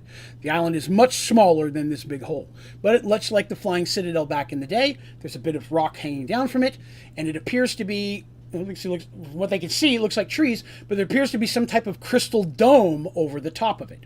It looks like glass or crystal or something that's see-through, but it seems very clear, just tinted enough that you can tell that it's there. So that's a thing. Give me just a second here. Not that one, not that one. I have some pictures I'm going to post for you guys here very soon that's going to show you guys some of the art that I used for design for some of the places that we've been to, which I'm excited to share those with you as well. I'm going to put some of those up here in the next week over on the website. So you'll see some of the art and things that I found that helped me design some of the places that we've been to in this adventure. I'm not finding the picture of the source. I have a good picture that I found of a hole that looks very cool, but I'll have to find it later. But just imagine that, a massive, perfect circle where water is just smoothly coming out of it and moving out into this ocean. So the current's not bad enough that it's pushing them hard. They're just having to work at it to get in there. So the water's incredibly deep here. There's no anchor. The boat's going to have to keep going. And that other boat is still hanging out. Is the art on the character page? It will be. I haven't put it up there yet. No, I apologize. I haven't had to look at this picture in so long. I honestly, I'm not sure which file I have it in. And I thought it was in my D&D file, but it is not. So I'm not sure where I've got it. I'm going to have to track it down so I can put it up there. But I have, foolishly, a lot of different D&D files that I've built over the years of different things. So all the characters are in one spot. I'll have to get the picture of that one soon. I apologize that I don't have it today. But the The island above it, again, looks nice. Appears to be some trees in there. There may be a building. It's hard to see. It's very high up, but it's floating perfectly over the center of this hole. So there's no way up there. There's no stairs. Way too far to throw a rope. The only way to get up there is to fly. Hey, guess who has a flying carpet?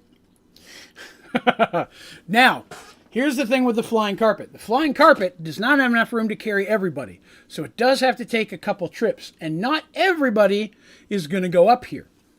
Our main characters are with Ulrich and Michael. Rokar and them and all the ship's people are... Darsh isn't bringing anybody.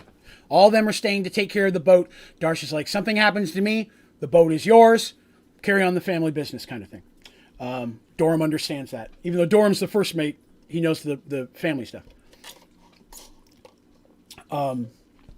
Michael's going with Dandy because they're kind of like glue again. And he doesn't go anywhere, doesn't want to go anywhere she doesn't. And Ulrich's the same with Mercy. Ulrich doesn't leave Mercy's side. Firemoon, Fig, they're both going as well. And Tobias. So it takes 2 trips. But the first trip is our main characters. They're going to go up first. Even the minions that want to go understand they're in the second wave. So our main characters fly up, and as they're going up, they do see a small landing area. Again, imagine a round island floating in the sky. The rock comes down from it. On one side, there's a piece of rock sticking out that you could stand on. And there's room for 15, 20 people there. It's a little place. And on that, into the rock, is a door. That makes sense? Cool. So, they go up there. They stop. They don't open the door. They send Dandy takes the carpet down because he's the smallest. Brings up the second wave of people. And that group that we talked about is now there. Door. So the door itself has no handle, but there is something on the door, like it's like round and sigils and such. And none of the mages or clerics have any of the sigils. Mean nothing to anybody. So it's not a known writing of any kind. That's important. But in the center of it is an odd-shaped hole. And looking at it, they take some time. It's Dandy that realizes it's like you'd stick a blade in. So they try putting some of their swords and such in. None of it literally won't even begin to fit through. And I believe it was Mercy who's like, hey, we brought all these magical weapons here for a reason. Let's try those. So for the first time since they've got them, they open up the chest of holding, they go down, and they take out all the magic artifact weapons. This is a gathering of powerful artifacts. And sure enough, Mercy takes one of the swords, and it slides perfectly into the lock.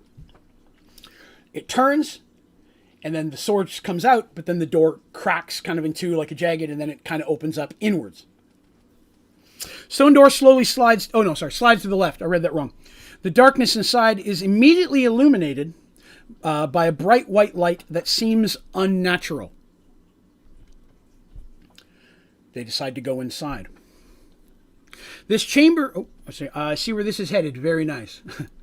This chamber is dome-shaped with 2 other doors. One on the left, one on the right. As you all step inside, you become aware of a humming noise coming from all around you. It is constant and is unchanging. For those of us that know what that is, it would imagine almost like the sound of a machine. Humming. Suddenly a loud sound comes from the floor in the center of the room. Everyone steps back quickly, drawing their weapons, as a 3-foot hole opens. Rising from it is a dais. So a little pedestal lands up. His eyes, and standing on top of it is a 4-foot tall humanoid figure. He, if it is in fact a he, is unlike anything you've ever seen before. He appears to be made of some kind of metal, and lines of green light run trace intricate signs upon its body. Its eyes also emit a green light. So if we were to imagine what this looks like, imagine like the movie Tron, with the green lights, like the lines. That's kind of what the body's like. And greetings, keybearers, it says. Welcome to the source. I am Alpha. It has taken you a long time to get here, and I know you have fought hard, but you have not yet reached the final gate. basically they ask a couple generic questions. What is the source? It's the same thing. You will know it when you see it. You will know it when you get there, so on and so forth. He explains to them that there are two doors. There's the chaos gate and there's the order gate. And they must choose which direction they wish to take. The chaos gate is more dangerous, but it is a faster route to the central gate. The order gate is safer, but it takes longer. They must choose one gate to enter in order to reach the central gate. Also explains that the gate keys are powerless within the source, except as keys. So the second they walk through one of those doors, every one of these artifact weapons they've been carrying, absolutely no magical ability at all, other than the fact that they're still indestructible. They lose all of their abilities and skills. Because, as a DM, I can't have them walking in there with everybody carrying 2 or 3 of the most magical artifacts in existence. That would not be very fair. I'd have to throw 20 dragons at him to make it fair. Now, he also states this. The only thing they work as are as keys to the central gate, like they used to get in here. He says, and this is the important thing, you must know this, that once you enter the gate of your choice, the world clock will begin, and the timer will start. If you fail to reach the central gate before the world clock is over, all becomes null, and null begins again. I'm like, what does that mean? And from that point on, the only thing he'll say to anything they ask is choose your gate. Our heroes, being the rebellious type, decided they're going to take the chaos gate, the more dangerous but faster one. And so they also noticed that the door behind them did not close. That's a concern. And the chaos gate does not require a key to go in. They approach the gate and it opens. As soon as they tell Alpha which gate they choose, that door opens and they can walk in. And as soon as they do, all the artifact weapons have no ability. They go through. The Chaos Gate closes behind you. Before your eyes have had a chance to adjust to the darkness, lines of red light fill the walls, floors, and ceiling. Again, kind of like the Tron stuff, but in many ways forming these glyphs and symbols no one has knows anything about. The room is very large and oval-shaped. The floor is flat except at its center, where there's a small dome-like rise about 3 feet in diameter and 1 foot high. So imagine like an eyelid kind of thing. Far on the opposite wall is another gate-like door. They're like, okay, well, we got to go at that door. And they begin walking. As soon as they do, that dome thing opens, and rising from it is a 15-foot machine-like creature person that Alpha was, with red lines match the room. I am Delta, and you are trespassing in the halls of chaos. You are given one chance to save your lives. Place the realm keys on the ground and leave this place immediately, or else you will be terminated.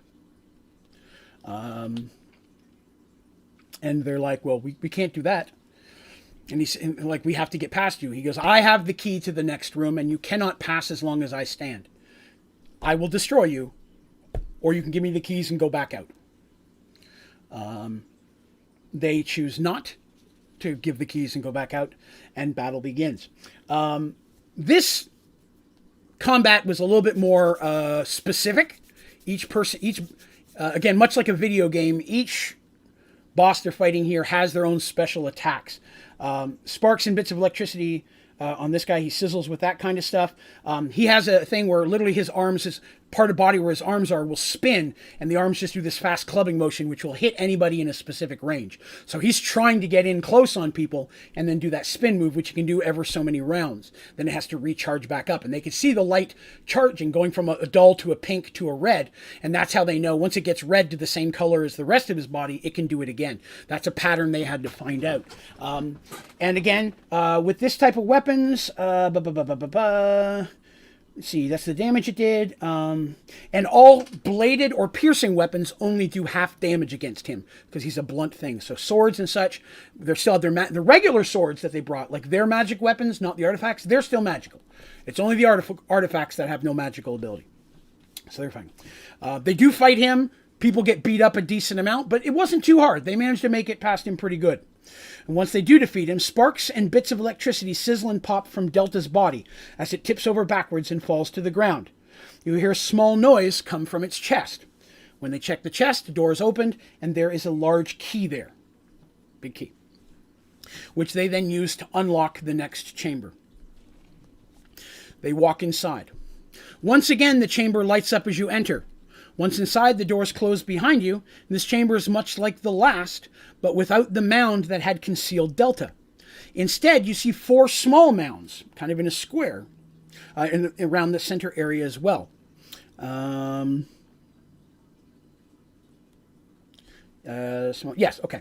So they begin to move forward, waiting, because they are expecting something at this point, you would. And as such, a big hole opens in the ceiling. And something falls out. Suddenly a large hole appears in the ceiling in the center of the room. A large shape drops from it, landing in the center of the 4 mounds. As it lands, 4, which almost look like Dr. Octopus tentacles, things go out and clank into the 4 round nobs that were sticking in the ground. You have survived against Delta, an impressive feat. One you shall not repeat again. I, Zeta, shall crush you and give your realm keys to Epsilon. That's important. It's the first time they heard the word Epsilon. And then immediately it jumps into battle. Now his body is a very soft rubber-like body. So when they hit it, opposite situation, blunt weapons, he only takes half damage because of the softness, whereas bladed weapons, slashing and piercing, would be more effective in this situation. And this is something that they had to learn jumping in attack. Each fight was its own different. Let's see here. Every third round, he will pull, because he pulls those. He pulls up one of those balls up and is basically trying to hit them with it. When it comes out, it's not just a dome, it's a full solid ball. And every third round, he fires one. It's like a hand at a PC, one of the characters. And if it grabs them, it will literally, like a giant hand, grab them and do serious electrical damage and then come back to him. So every 3 rounds, he was shooting one of those hands. No matter if they got around him, he had 4 of them. He could shoot one in a different direction. The hand would clank to the ground, a new one would come out of the hole, and the hose would just click into that, and he'd have a whole new hand again. So they were, every melee hit they did as well. Every time they hit him, they did 1d4, they received 1d4 damage of, he's rubber, so he's fine, but they get shocked every time they hit him with something metal. For a little bit of damage, but enough that it was annoying.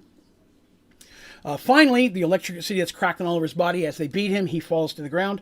The electricity that danced across Zeta's body stops as he falls to the ground. Again, they hear a noise, and inside a small door opens in his body, revealing a key. Hello, Patches. You arrived just in time for some big fights. They use that key to then open the night. Now, as they're doing this, as they're opening the gate, I should say that they are going up some stairs to get to the next door. I didn't mention that, and I apologize. They go through a door, go up some stairs, walk into the next room. So they're kind of going around into chamber. In this one, the door reveals a winding staircase. And the stairway is lit by the same red lights they've seen in each of these rooms. The only direction to go is up. They quickly climb the stairs as quickly as they can. After about 15 minutes of climbing, they finally reach the top, and another door stands in their way. But this time, there appears to be an opening mechanism on it. So literally, there's something they can grab and turn, and it'll open the door. Let's see here. Dandy had been checking. She checks for traps. She finds that this door is trapped successfully. Had she failed, anybody who would have tried to open the door would have been hit with so much electricity, they would have been knocked unconscious for 30 minutes. Basically eliminating them for the rest of the fight. But she managed to do it, and they managed to disarm the trap, even though it's something she's never seen before. She has very high scores. The door slides open to reveal a massive chamber. Seated on a throne across from you is another one of these constructs. It probably stands close to 20 feet tall. Don't be shy, it says in a deep metallic voice. Please, come in. Now, the other ones were very robotic in it. You may not enter, blah, blah, blah, blah. This one's got more human voice to it. Come in. As they walk in, the construct says, I didn't expect you to make it this far. But sadly, I cannot allow you to go any further. You see, I like things the way they are. I like the anarchy caused by all the ants trapped inside their little farm. Sadly, everything you've been through will mean nothing, and the cycle will begin again. You may take some pleasure in knowing that this is Epsilon himself, servant of the Master, who takes your life this day. But take your life I must. And it rises from its throne and moves forward. Now this was a big fight. And they had to do a lot. It's immune to all magical weapons. So they had to use only the weapons they had that were non-magical. Magical weapons, any damage done. It took them a few turns to realize that I did 10 damage, but it really wasn't doing anything. They were, fortunately, after the other rooms, trained a little bit to realize different weapons were doing different things. So they all just switched to their non-magical weapons. Every 5 rounds, a minion appears around him, just a small, like, electrical minion, and starts moving towards one of the corners of the room. The corners of the room have, like, almost like a pillar. So you're just seeing part of the round part in the corner, and it has the glowing glyphs on it. And when a minion doesn't attack them, just starts walking slowly towards that, or floating towards it. And if it gets to and hits that, it explodes and heals Epsilon for a certain amount of damage. Took a couple of those before they realized he was being healed. So while they're fighting him, some members of the party are having to fight those things to keep them from getting to the pillars which heal Epsilon. So let's see. There's no immunity. All weapons will work on them. So this is a big fight. They take a bit of damage. He's very melee. He doesn't have any weapons, but he's just punching. He's 20 feet tall. It's like a giant. He's a big hoss. So he did some big hits. And this used up a lot of their heals on this fight. Artemis being the only real healer in this situation.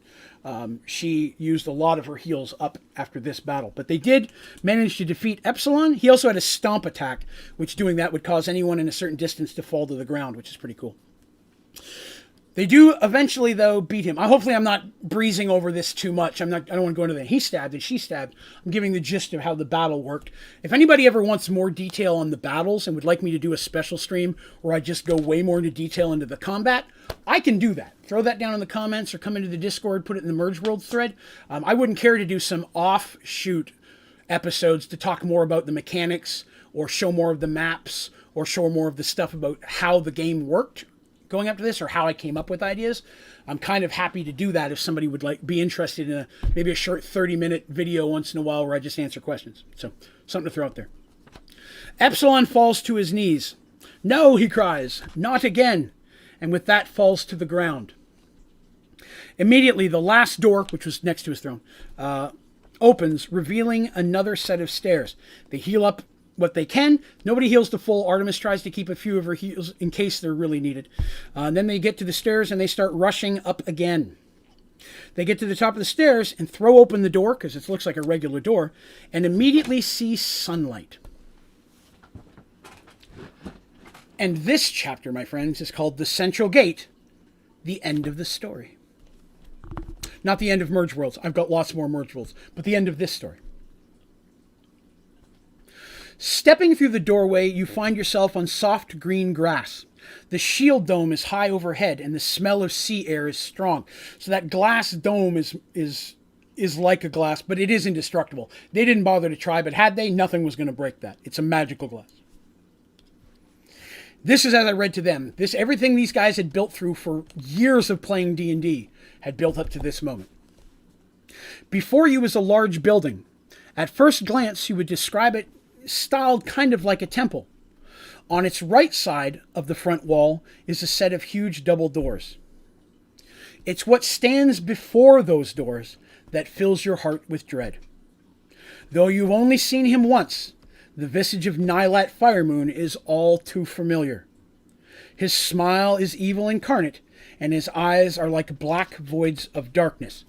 And that's true. He doesn't have pupils. His eyes are just black. Remember, he's still halfway between that spell to become a god. So he's not normal human at this point. He's kind of trapped in odd form. No less than 8 drow elves stand at his side. None looking average.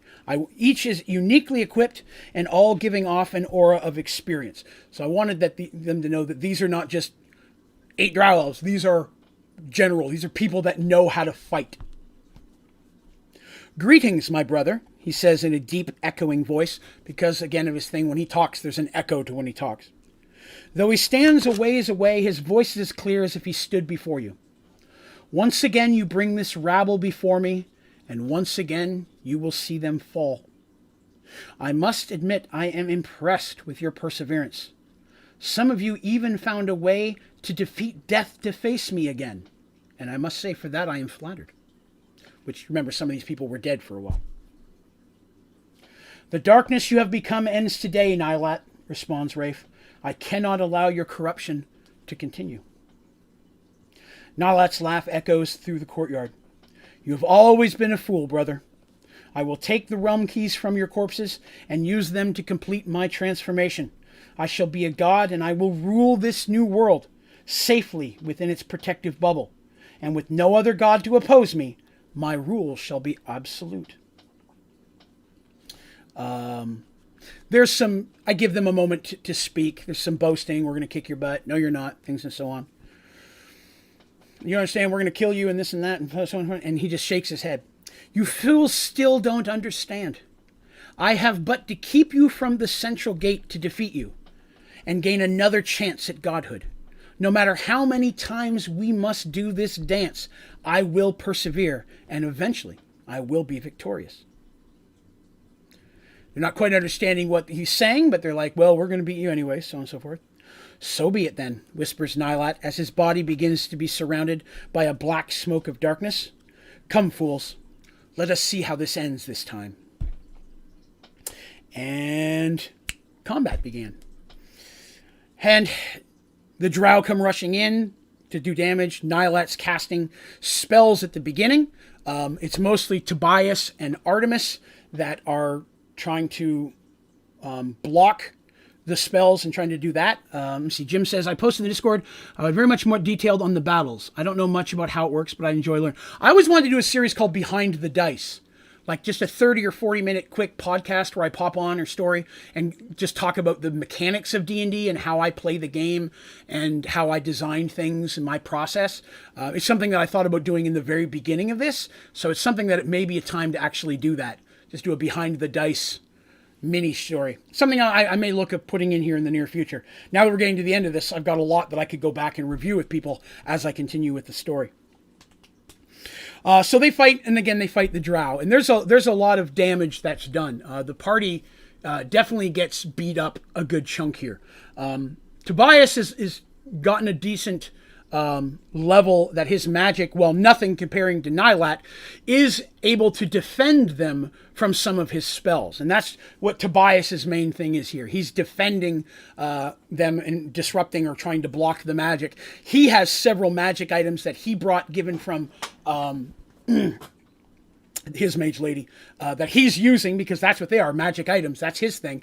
And the magic items is really what's making the difference. His spells help, but the magic items, a lot of them are one-use items, but they're powerful enough to weaken the spells that Nylat's throwing, while everyone else is kind of fighting the drow. As the drow start to fall, as they do, and Nylat's spells start to dwindle himself, he then drops it and draws swords himself and enters into melee combat.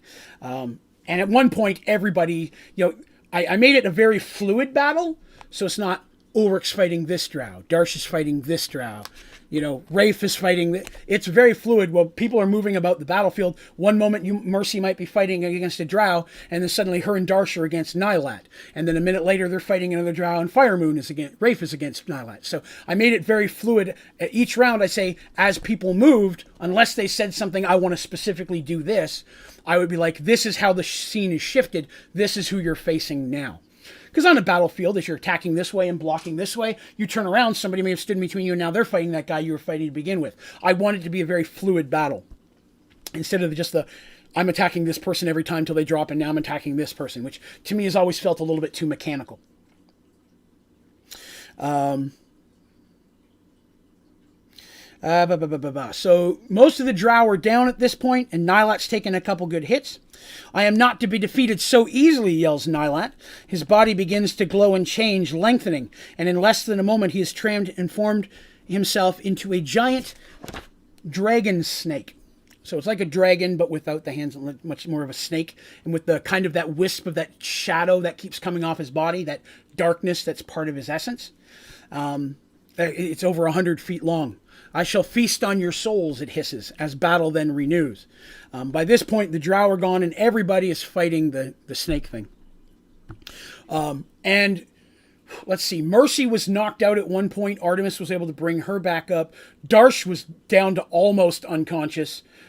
Dandy was about to go down, but Michael got in the way. Michael was knocked out. No one was able to heal him during the battle, so he's kind of laying there unconscious. Dandy and Ulrich both standing over him, trying to defend his body, while Mercy's up close trying to do more damage. So that was going on. I remember that from the bottom. But over time, eventually, as they're fighting, the dragon is more physical based, biting. It had a breath weapon that was like a darkness thing that was very cold and slowed them down, so they were doing less damage while taking damage. But he could only do that ever so many rounds. Because I created this creature. This is a creature of my own. It's not in the Dungeon Master Monster Manual or anything like that. But eventually, through battling, and Rafe took some hits as well. But Nylat always pulled punches on Rafe. Rafe was always, because he's still his brother, he still loves him, he thinks he's a fool, but his goal is to become a god and then change Rafe's mind and teach him the mistakes of his ways and let him rule the world with him. He's always had that goal. Even if it means killing him, he's like, I'm a god, I'll bring you back, what's it take? But finally they do enough damage that the snake's body falls to the ground. And again, within a moment, it has once again transformed back into the familiar shape of Nylat. The last stab that took it down was Rafe, and his sword was pulled from his body as it did, and the sword is still sticking through Nylat when he takes back his human form. Lines of black blood run from the wound and from the sides of his mouth. He coughs once more and then says, "You cannot win. Time is almost up. I shall see you again in the next cycle." Rafe is standing there looking down at his brother, and he wants to take the sword and end it, but it's his brother, and there's a hesitation. You know, it's still his brother. He knows the evil he's done, and he's just standing there as his brother's dying, and he's kind of caught. And as he's about to reach for his weapon, a small hand holds him and steps in between him and Nylat.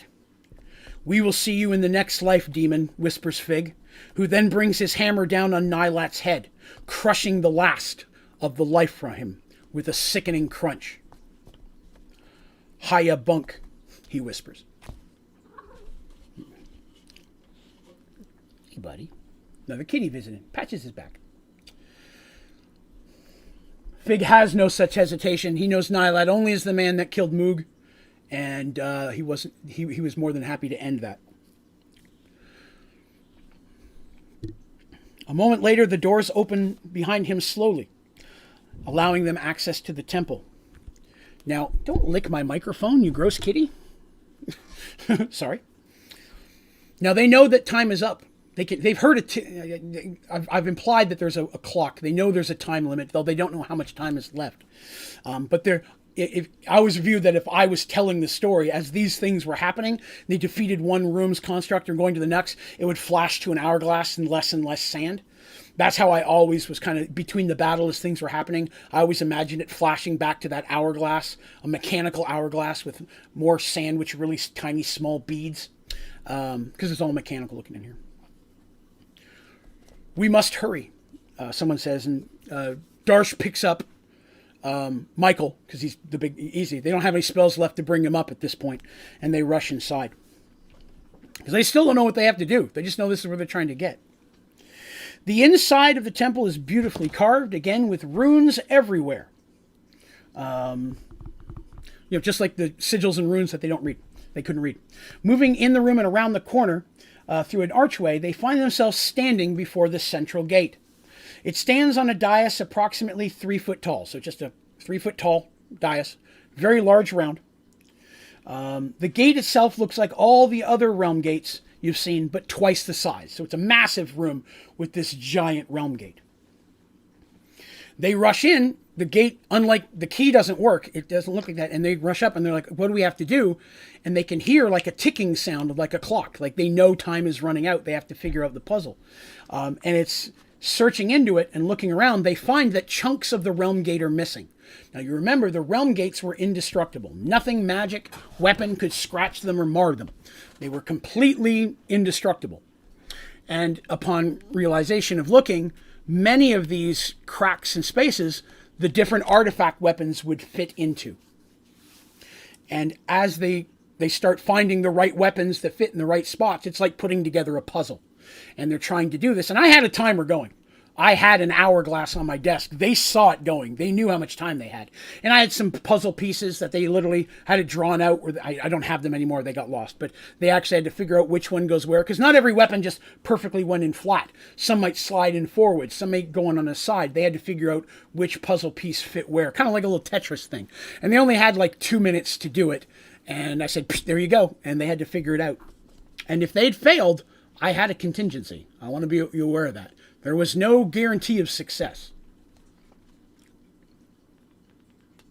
But they were successful and able to figure out the puzzle in time. As you place the last artifact into the gate, literally once they put them in, it like kind of like melted so it became solid again, so there was no longer any line of the artifact weapon. The gate begins to glow. Red and blue electricity crackles within it, and it grows in intensity until with a loud pop, the gate opens. So everybody's falling back because it's becoming this big swirly gate. Although the swirlingness of the gate is like a myriad of colors and shapes that they can't even begin to describe. Colors and things that they've never even knew existed. Magic. And that gate pops as it opens. And in that moment, time stops. Literally. You can't tell if it's for a second or for a year, but everything stops. And just as suddenly as it begins again, everyone falls to the ground drained. You struggle to your knees or into a sitting position, depending on who they are, trying to stare at the gate, because it's very bright and blinding. All eyes are drawn to it, and you feel weak and nervous, sensing the approach of something very powerful. Now, they are having a hard time moving because it's like they're moving super slow and they feel this powerful force coming towards them, like coming towards the gate. And out of the corner of their eyes, as they're looking around the room, they see figures, people. They see themselves. They see people they've met. They see people they don't know. All standing in different groups, in different sections. Sometimes it's them with maybe people they met along the way. Maybe Zarin is there instead of Mercy. Maybe in this group over here, it's Lucas. Or maybe somebody they met, Rokar instead of Darsh. The groups of people are all there and all kind of translucent. And everyone is standing there. And you realize that while you're you standing there, all these people are them standing there as well. They are as real where they are as you are where you are. All of that was fact. That's how I explained it to them anyways.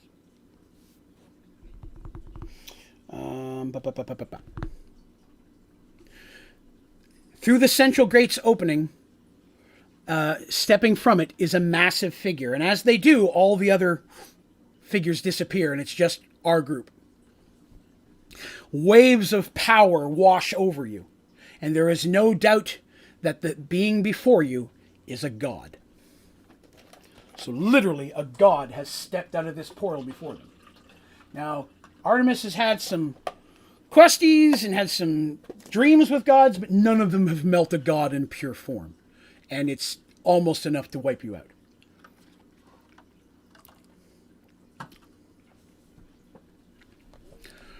The being that steps out is unlike anything they've ever known or seen or ever heard about.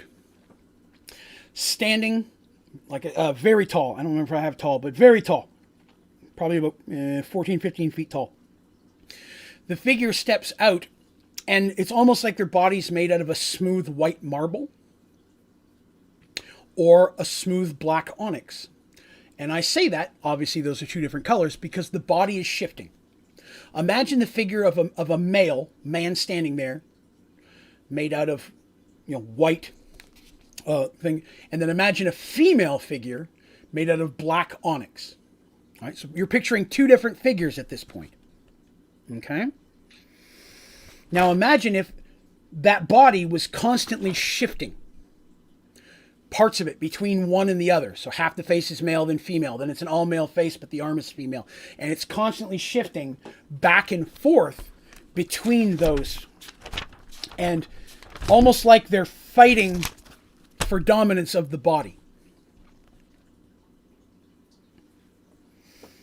I'm sorry, the male was black, the female was white. I said that wrong. I apologize. The reverse of that. So the male is black and the white one.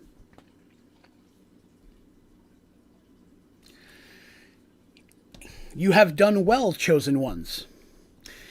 This new world is finally whole, and for that we thank you. And when they're speaking, you hear the male and the female voice. And sometimes it may be a little bit more male, a little bit more female based on how it's shifting, but you hear both voices at the same time. We thank you for finally completing that which we have labored so long to create. We are Omniana. And it shifts almost purely to the female form, the white one. And she states, to the male form, the black one. It states, I am Omnion, God of chaos. And then it shifts to the white female and goes, and I am Anyana, goddess of order. Together, we are the god of chaos and order. And that's why their body is constantly fighting. Chaos versus order. And it's two gods sharing one form. He said, since the beginning of time, we have fought within ourselves for supremacy. What is the truly more powerful source in the universe? Is it chaos or is it order? Life or death, light or dark? And when the others chose to create this universe, or create their universe so long ago, and we saw them poke through the veil, we felt that it was time to finally answer that question.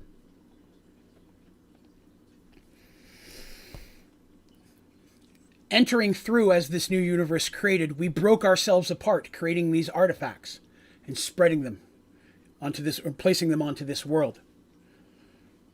And setting in events over millennia that would bring us to create this merged world. A world of perfectly ordered chaos.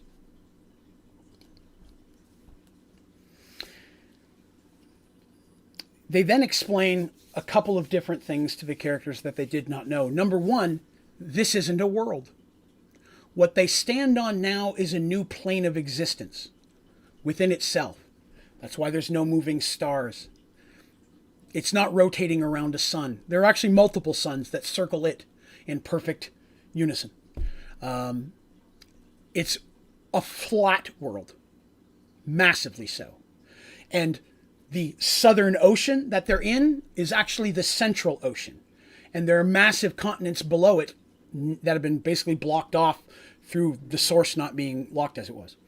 This is way bigger than they thought. But if you were to take that flat world and look at it on its side, flat world, it comes down like a chalice, much like a goblet, if you will. At the edge of the world, the water literally falls off and comes to the bottom into like a great bowl and gathers and comes up through the center of the world, coming out through the source, refilling the ocean and sending the water out through the rest of the world.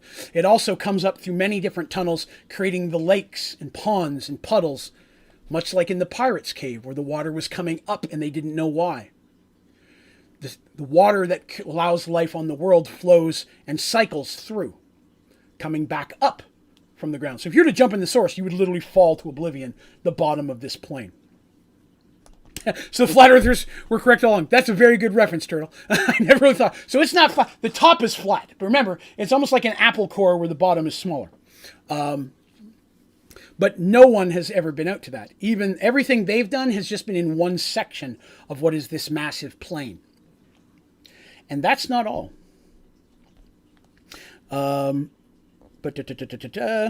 Since the merge actually happened, this story that we've just gone through, this play, is only one of many. Many, many times has this cycle gone through again.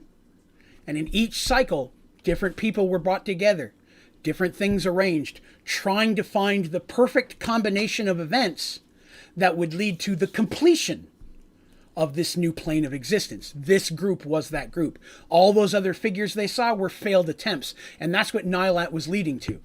Because had they not succeeded, there would have been a pop, and it would have been the merge again. And it would have been just like the merge was when it first happened, and everything would have been reset. So they've been doing this for years. They saw hundreds of people in this room. How many times has that cycle happened? Doesn't tell them. But that means that in this plane of existence, potentially years, decades, centuries may have gone by since the original merge. So while now this plane is open and unlocked, and the gods themselves will be able to have some effect on it, they can't truly walk as avatars without special circumstances, like him. This plane is separate from the worlds, and the people that you knew on the worlds where you're from, long gone. Those worlds, some don't even exist any longer, not through our steps.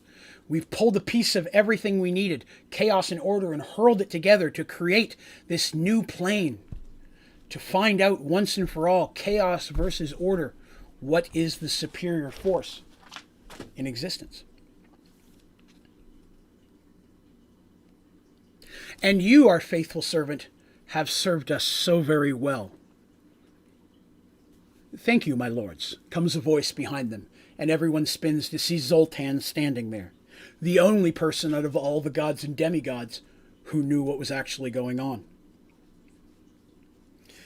Because Zoltan serves both of them, both Omnion and Anyana. Together it's Omniana. That's the merge the name. And when he's serving one, he's not serving the other. So if Omnion says, I want you to go do this, that will screw up something Anyana's doing, he will do that. As if he doesn't know what's going on. He literally is 100% neutral. He serves both of them equally and actually fights against himself in different situations and plans and such as the gods so deem it. But he never betrays to one what the other has told him, but he will betray their actions if commanded by the other. So he is the 100% minion of Omniana, since well before this universe existed. The other regular gods did not know that, and boy, would they be pissed. They're going to find out, though.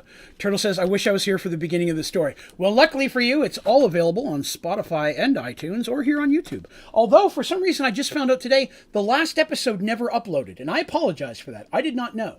So, depending on how well the surgery goes tomorrow, either tomorrow or Tuesday, I will have this episode and the previous episode up. This episode is going to run a little bit long because we're getting to the end stuff, and I kind of want to get this done today because I don't want to leave in the middle of the finale. I want you guys to know where we're going, because there's going to be more story in 2 weeks. I want to know where we're going with that. But Zoltan thanks them, and then Zoltan disappears. Or, smiles at them. And they're pretty irritated, because he knew what was going on the whole time, and he's known all this time. He's been the one choosing the groups, if you'll remember. Each new cycle, he's like, all right, let's put you and you together. What if everybody died? Okay, this time I'm going to bring back Shadow instead of this person. He's trying to find that combination that's going to serve Omniana's goals. While at the same time, Nylat, the only person else who knows what's really going on, is the only person keeping his memory from jump to jump. And so he's been alive for who knows how long at this point, mentally. Physically, he's the age, that he should be, but mentally, he could have been hundreds of years of this. And that's why each time he's trying to get the artifacts himself first, because if he can, he can become a new god, and then he can rule this new plane instead of freeing Omniana. He doesn't know Omniana by name and Chaos and Order. He knows the gist of it. He knows that if he can get it, then whoever's trying to do this, he can take over instead of them. This time, they failed. He's never been able to get all the weapons either. The groups have always been able to keep that from happening.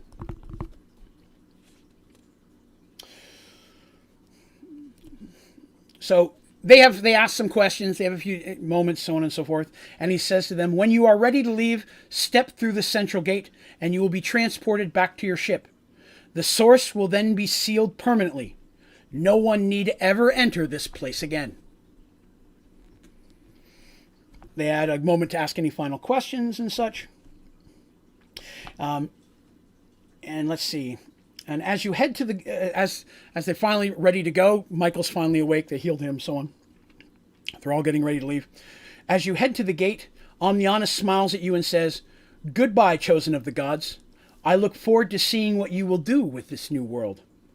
And with that, you step into the central gate and into the light. Aji says, "Hey guys, is Mergel stream going to end soon?" We've probably got 25 minutes at most. I'm going to kill it by 11. Maybe a little less. Right now, we're just kind of going over. The rest of it now is just called Going Home Epilogue. So now we're going to kind of just talk about what's ending and what that means for these people. So when they unlock the central gate, the merge is not undone, obviously. Do they want to try to go back to their old lives? They don't know if those lives or if those people even exist. Is there a way to leave this plane and get back to that plane? They could probably research it, but at this point, knowing what they know, most of the characters decide that this is going to be their new home. They all decide to stay here. Because why gamble everything to go back to a place where no one you knew lived anyways? Now they have loved ones and friends and places here, responsibilities. People like Artemis. Darsh has got his islands. So on and so forth. But as each of them goes through the portal to go on the ship, they don't end up right on the ship. Each one actually ended up in a different place. And for just a moment, in time, each one of them stands before the god that they worship. And they have a private conversation with those gods. Because now the gods are aware, now that this has been done, gods now understand everything that's happened as well. The gods now have access, except for they can't get in the source either once Omniana shuts it. Only Omniana can get in and out at that point. I don't know if Zoltan can, or Kenny. We'll see. But Omniana is going to seal it so even the gods can't get in. The gods are like, you were my chosen at the beginning of time. I touched, you're the one that I, so on and so forth. And not everybody ends up with the god that they think they're going to end up with. That's important. So you don't know who everybody, when they, I saw God, me too, and I got to talk to him in this and that. And some people, it was a very solemn experience, especially the clerics, and they're like, yes, I got to see my God, but it's not something I want to talk about. It's a private moment between me and my Lord, or my lady, or whatever the case may be.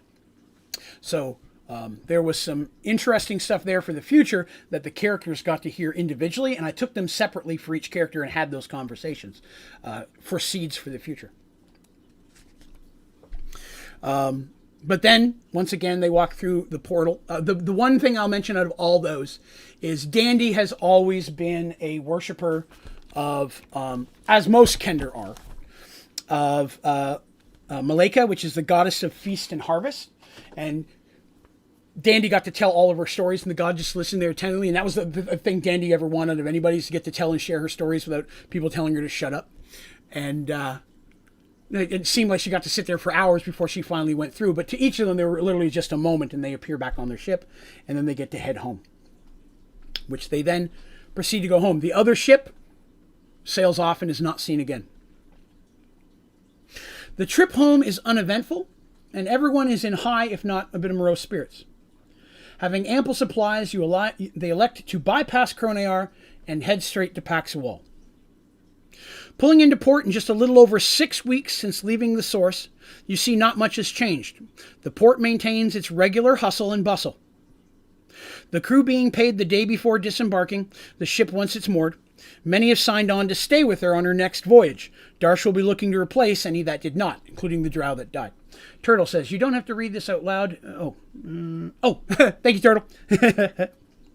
Darsh sees that everything is put to place while Rokar sets tab with the harbor master. All of their gear is packed up and ready to go, and you all meet on deck. Tobias and the Smage are preparing to leave and go back to the tower. Goodbye, my friends, he says, embracing each one of you in turn. Please call upon me before you leave the city, so we may say our farewells. The mages then head back to their tower, leaving everyone else on deck. So each person kind of had a little bit of time. They'd been preparing stuff. I'd been seeding stuff for a long time. And what happens in this situation, I'm going to kind of go over the base of it. When they return to the temple, they get some bad news. Both Brother Bart and both Brother Lycos have been seriously injured. Mara will advise them, Sister Mara, that they were attacked where they were keeping the box, and the box of Pandora has been taken. They're healing up now. They didn't die, but they were overpowered, though they don't say by what. Rafe and Fig leave. Rafe agrees to fly Fig back up to New Gullyville, at least to the border of it. The Hippogriff won't go into the dead magic zone. They say goodbye to Figgy, and Rafe, along with them, fly off, and they go to do their thing. As I mentioned before, Mara again agrees that Artemis has decided that she is going to build a temple where the small temple was. She's going to build a much larger temple there that will allow her to use the magic waters, if you will, to its greatest potential to help those. There's a lot of people up there that can need protection and could use her healing hand. At the same time, Mercy has decided to make that land her home as well. She had what she didn't know was a dream or a daydream or a vision of a castle on that hill overlooking the lake, but she's decided that she and Artemis have decided to claim that land. Now, other than... Oh, thank you, Skylar, for the sub. Appreciate that. The forest itself doesn't really belong to anybody. Lars and Wade, if anybody, they lived in it, but no one really owned anything other than that land. A lot of that land, like I said, belonged to that old kingdom, and no one lived there. It was royal lands. You weren't allowed to hunt and all that kind of crap. So they've decided to claim the lake and the area around it. Mercy in the hope of building a small keep there, maybe building a small group of followers and soldiers and such in a way of to finally defend and protect those towns that have never had anyone to protect them. That's been an area that, for its existence, has always been treated poorly and abused and pillaged and overtaxed. And it's a spot where Mercy feels here's the people, her whole life, kind of people she's wanted to protect, people that need her the most. And now that she has several kind of knights, her people that are going to help her with that, she's going to try to build a keep there. And that way, again, her best friend, she's going to be right there with Artemis. Artemis is going to claim the temple and the lands around the temple. She's going to claim basically the other section of the lake. And that way they're right next to each other to kind of be with each other because they're best friends and so on and so forth. Let's see. Darsh is decided to do what we all thought he's going to. He's going to start trying to build a merchant's business. He's going to try to go between the kingdoms, Thorman, Arduel, Cronear, Paxawal, and he's going to try to use his islands as a hub where he can keep stock and such, and as a home base. Even though it's a little off the grid, he's decided to do that. Dandy and Michael are the ones that no one else knew really what they were going to do. And they've been talking a lot over this trip on the way home, and after speaking to their gods and so on and so forth, Michael still has his quest to destroy undead. It's something that he was honest. He's like, I love you and I want to be with you forever, but at the same time, I have to do this, and I don't see that ever stopping. And Dandy agrees to join him on that quest, because while they're also hunting undead, they're also looking for that one specific drow that she's been looking for a long time. But she agrees to join him on that quest, and so they're going to travel, and they're going to stay in touch and such. They're going to travel out, but they've decided to go out and continue that themselves. Darsh, upon hearing this, decides to give her the original ship, the Miss Dandelion, giving them a base of operations to travel throughout these waters as well, as they need it. And she's his little buddy. So he gives her that ship, which she then crews and such. They get crew. So while he's getting the Morgenstern set up and already potentially looking to getting some more ships specifically built, and more ships, because they've got some wealth there, some more smaller ones.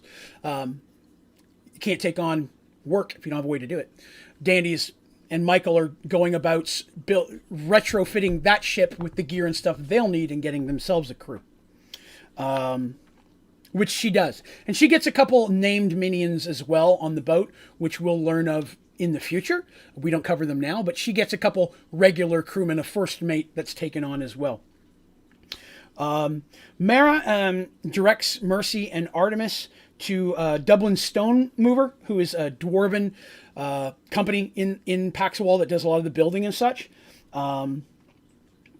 And the temple was going to continue to work as a bank until they are at a point they want to move all their money back up north.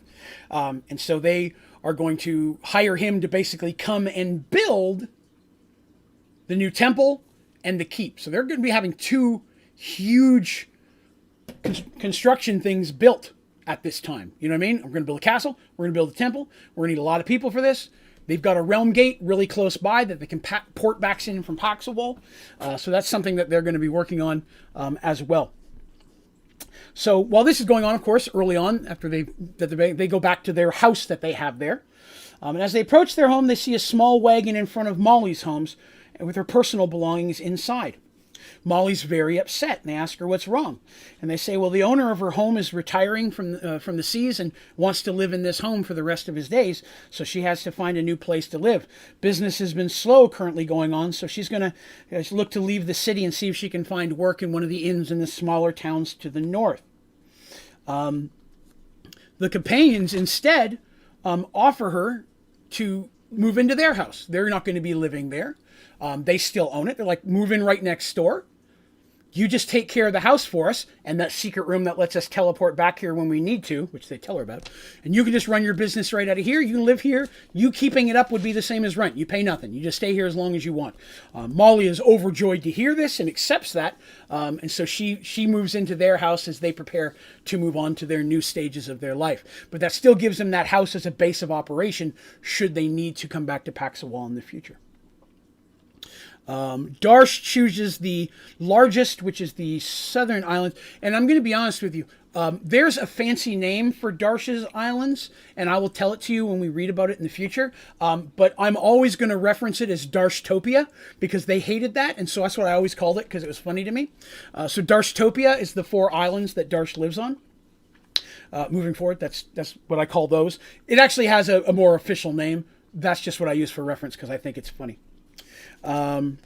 Let's see, their building thing. Darsh, first thing I've got everything down here. How much it was going to cost them to build a dock, home for crew, settlement supplies, warehouses. For Mercy, I have all the money down of how much everything's going to cost. I have a ton of stuff here that I went over with them that we're not going to cover today because it's not important. But Dandy does check in with One Eye, who says sorry to hear that Dandy is leaving, but she's considered a loyal member of the guild and will be able to return anytime she needs to. Always welcome here. And that they ask her and Michael, because she takes Michael with them, and he agrees, yes, I will. If any of my sources hear of any type of undead activity, I will do my best to bring it to your attention. So that's something that I will keep an eye out for you. And also, Dandy makes a special request that Molly's home, their old home, is known as off limits to the guild, which he's happy to do for them. No one will ever break in or hassle Molly in any way. So, that's that. Now, as they're going through all their procedures and getting all their stuff done, they do visit. Tobias visits them one day and gives them a gift, a magic item that was created by Lamia specifically. They're called linked orbs of projections. These are magic items that I created. Basically, it's a small crystal ball that you can talk to through it. He gives one to all 4 of them. Basically, it allows them to talk to each other. Okay? Lamia says wishes them well, and if the Brotherhood of Magic can be of assistance to them in the future, feel free to call upon them. Because the amount of information that Tobias brought back was horrendous about magic and the plane of existence, and all that stuff is now easier to find. It's not blocked by the magic, so the mages have just got a whole new plethora of things to work on. And so there's that. But basically, they set it up as a group, much like you'll remember there used to be Zoltan had given the mirrors to Rafe and Nylat. Once a month, they would go to the mirrors and they would have a conversation. These guys agreed to do the same thing once a month. Or every 30 days, 20 days, they'll all basically talk and see how things are doing, keep up. Is everybody okay? Anybody have any problems? What's going on in your life? As a way to make sure that everybody's okay. Artemis sets up everything for... So each one of those everybody's going to have one of those. It's a way they'll keep track of each other in the future. Mercy gets everything. There's a lot of money was spent on prepping all this stuff. But after they got that all set up and everybody figured out what they were going to do, it was time for everybody to move on to those next stages of their life, which meant it was time for some of these longtime friends, for the first time since the merge, to say goodbye to each other because they were going in different directions. And so I wrote out endings for all of them, and I'm going to read that, and that'll be pretty much the last of the story. Both the Morgenstern and the Miss Dandelion are loaded and prepared to depart. It's early morning, and both Darsh and Dandy are about ready to leave. Mercy and Artemis have come to the docks to see them off. Everyone is excited about beginning the next part of their lives, but also sad that after all these years together, they're finally going their separate ways. Tears in their eyes, the girls all embrace. Then Darsh steps up and embraces each in a crushing hug. Dandy and Michael promise to visit, and Darsh says he's always there if needed. With a final farewell, Darsh, Dandy, and Michael board their separate ships. And then we go into each person's solo ending. I'm going to do them in the order that I read it to them. Darsh walks up on the bridge looking over his vessel. The crew are bustling about and completing their tasks. Doran steps up beside him and also smiles down at the crew. She's a good ship, Captain, and you've got a loyal crew. Darsh nods and returns his smile. Are we ready, Mr. Marshlight? That's Dorm's last name. Aye, Captain, he replies, just awaiting your orders. Darsh takes one last look at his friends on the deck, or on the dock, and waves one final time. Take her out, Mr. Marshlight, he says. Dorm jumps into action and the crew gets the ship moving. Where will the winds be taking us, cousin, says Rokar, stepping onto the bridge. To glory? Or to our fortunes? Darsh's eyes settle on the vast ocean before him and the limitless possibilities it provides. To the future, cousin, he replies, smiling. To our future. Climbing onto the Miss Dandelion, Dandy and Michael make their way to the bridge. Lyman is their first mate. I did say his name here. Lyman approaches them and says, everything is ready to set sail, Captain Nettleleaf. Nettleleaf being Dandy's last name. Oh, good, Dandy squeals, excited to see her ship sailing. For several long moments, Dandy and Lyman stare at each other, and Lyman begins to look uncomfortable. Michael leans in and states, I believe he's waiting for you to tell him to set sail, Dandy, whispers in her ear. Oh, Dandy says, surprised. I forgot. Laughing, she tells Lyman, let's get this ship moving, Lyman. Set sail. Aye, Captain, Lyman says, smiling. Immediately, ma'am. And with a couple moments, the ship is pulling out of port, lining up behind the Morgenstern. Dandy stood at the back of the ship, waving till her friends were completely out of view and her arm was ready to fall off. Tears fell freely down her little cheeks. Michael's strong arm wrapped around her and she braced him back tightly. Don't cry, my little dandelion, he said, stroking her hair. You'll see them again. But I'm going to miss them so much, she cried, her face buried in his chest. Michael slowly lifted her chin up to his face, bent down and kissed her teary eyes. As will I, my love, he says, but you have many more exciting adventures before you, and I promise we will visit them as soon as possible. Dandy smiled up at him, and I can tell them all about our new adventures. And what adventures they will be, he replied, as they stood there in each other's arms. So that was Dandy's ending. And then Artemis and Mercy together. Once both ships had faded into the horizon, Artemis and Mercy mounted up and made their way back to the temple. Dublin and his advance crew are waiting for them with the first load of supplies and materials. Several low-ranked clerics also joined the little caravan, accepted by Artemis as transfers to her new temple. They bid Sister Mara and Brother Chase farewell. Brother Chase is the one who stepped up to take over for Brother Bart while he's healing. Confirming the next meeting date at the Realm Gate. After checking to verify everything is ready, Mercy finally gives the orders to move out. It takes several weeks to reach the Valley of Sacrifice and the Realm Gate located there. A lot of time was spent with Dublin, finalizing designs, making changes, but by the time they reach the gate, their plans are complete. Another supply caravan will arrive at the gate in a month, where Mercy plans to meet them and bring them through. Because again, they have a key to open it up. Not everybody does. Traveling through the gate has not changed since the opening of the central gate. It is a bit of a surprise to their companions who've never had the experience.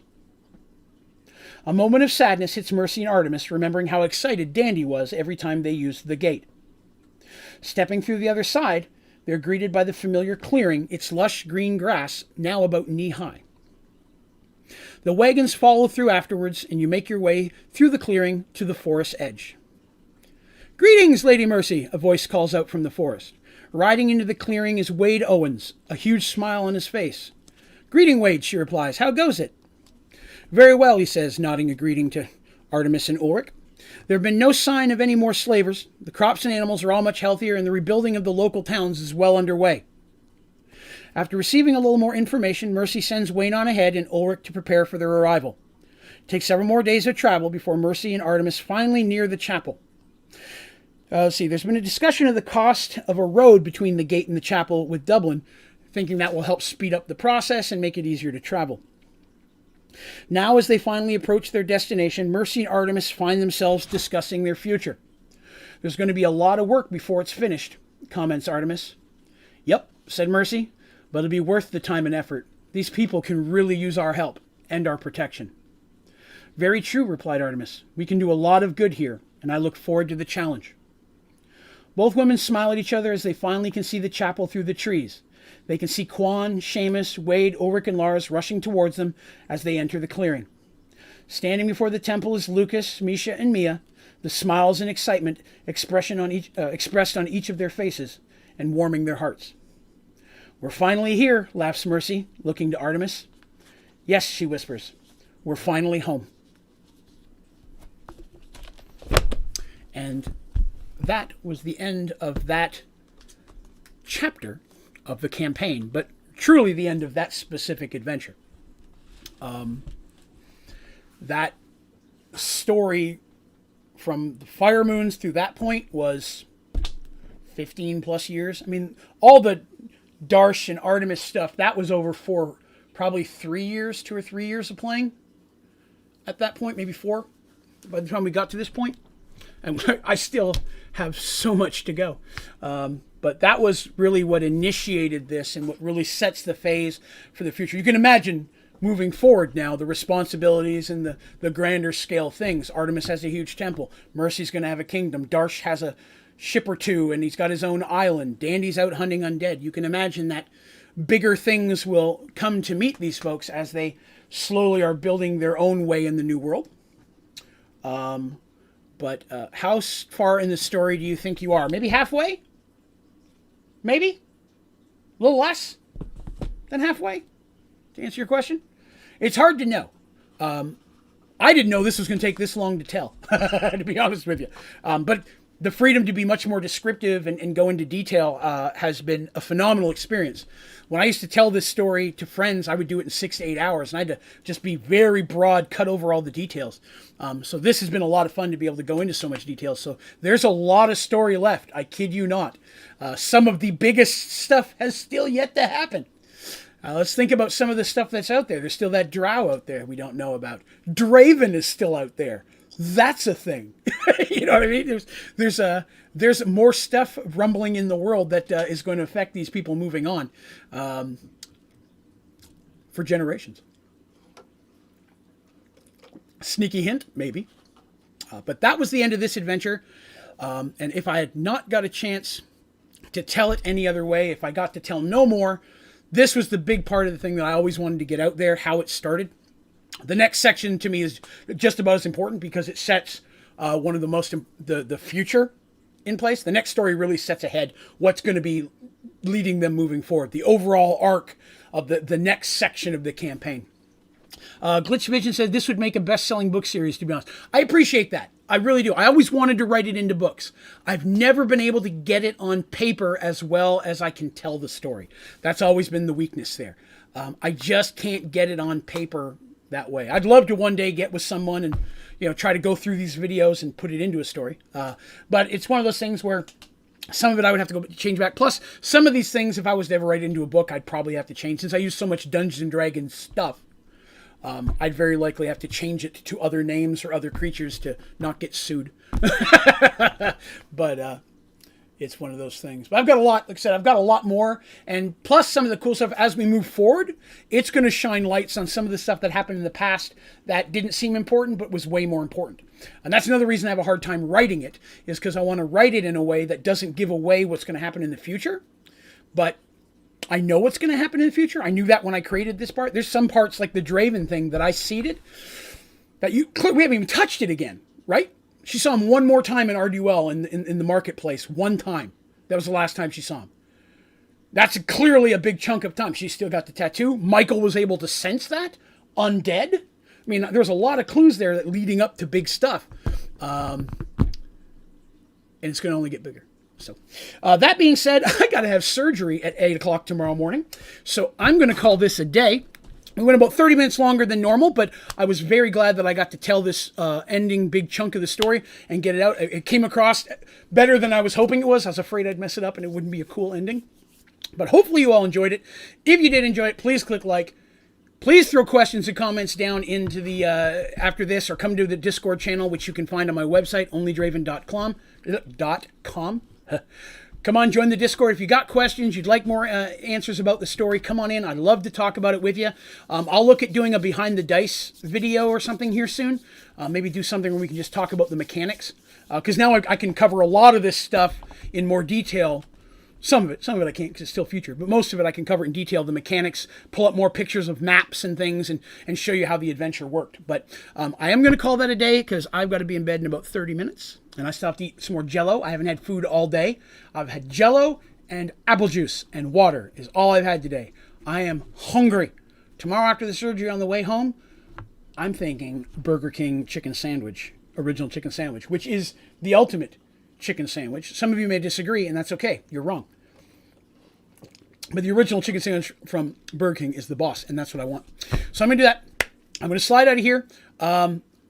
Because I'm in the surgery tomorrow, the audio podcast version may not be up till Tuesday, and I'll get last episodes as well. I've got to go in and see why that one didn't upload. I honestly didn't know until I checked today, so I apologize for that. I will have both of those up by the end of day Tuesday. I will not be streaming tomorrow because of this surgery. I have no expectation of that. I do not plan on streaming, but I will jump in the Discord and chat with people when it's done. Let everybody know that everything went okay. But thank you, all of you, for listening to Merge World, whether it's just today or all the way through. You can go to iTunes or Spotify and search Merge Worlds. Free audio podcast version of these are there, or all these videos are in a playlist you can watch on the channel here if you'd like to see the video so you can see the pictures. I'll get more pictures on the website up this week, including some of the maps and stuff for you to look at in more detail, not sideways. But I thank you very much for letting me do this. It means a lot to me to get to share this story.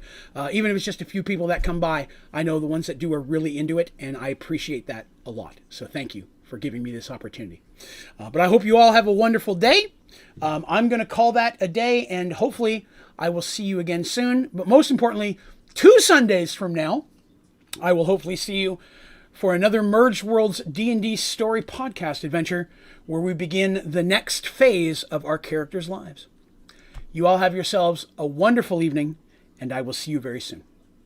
Thanks for coming by.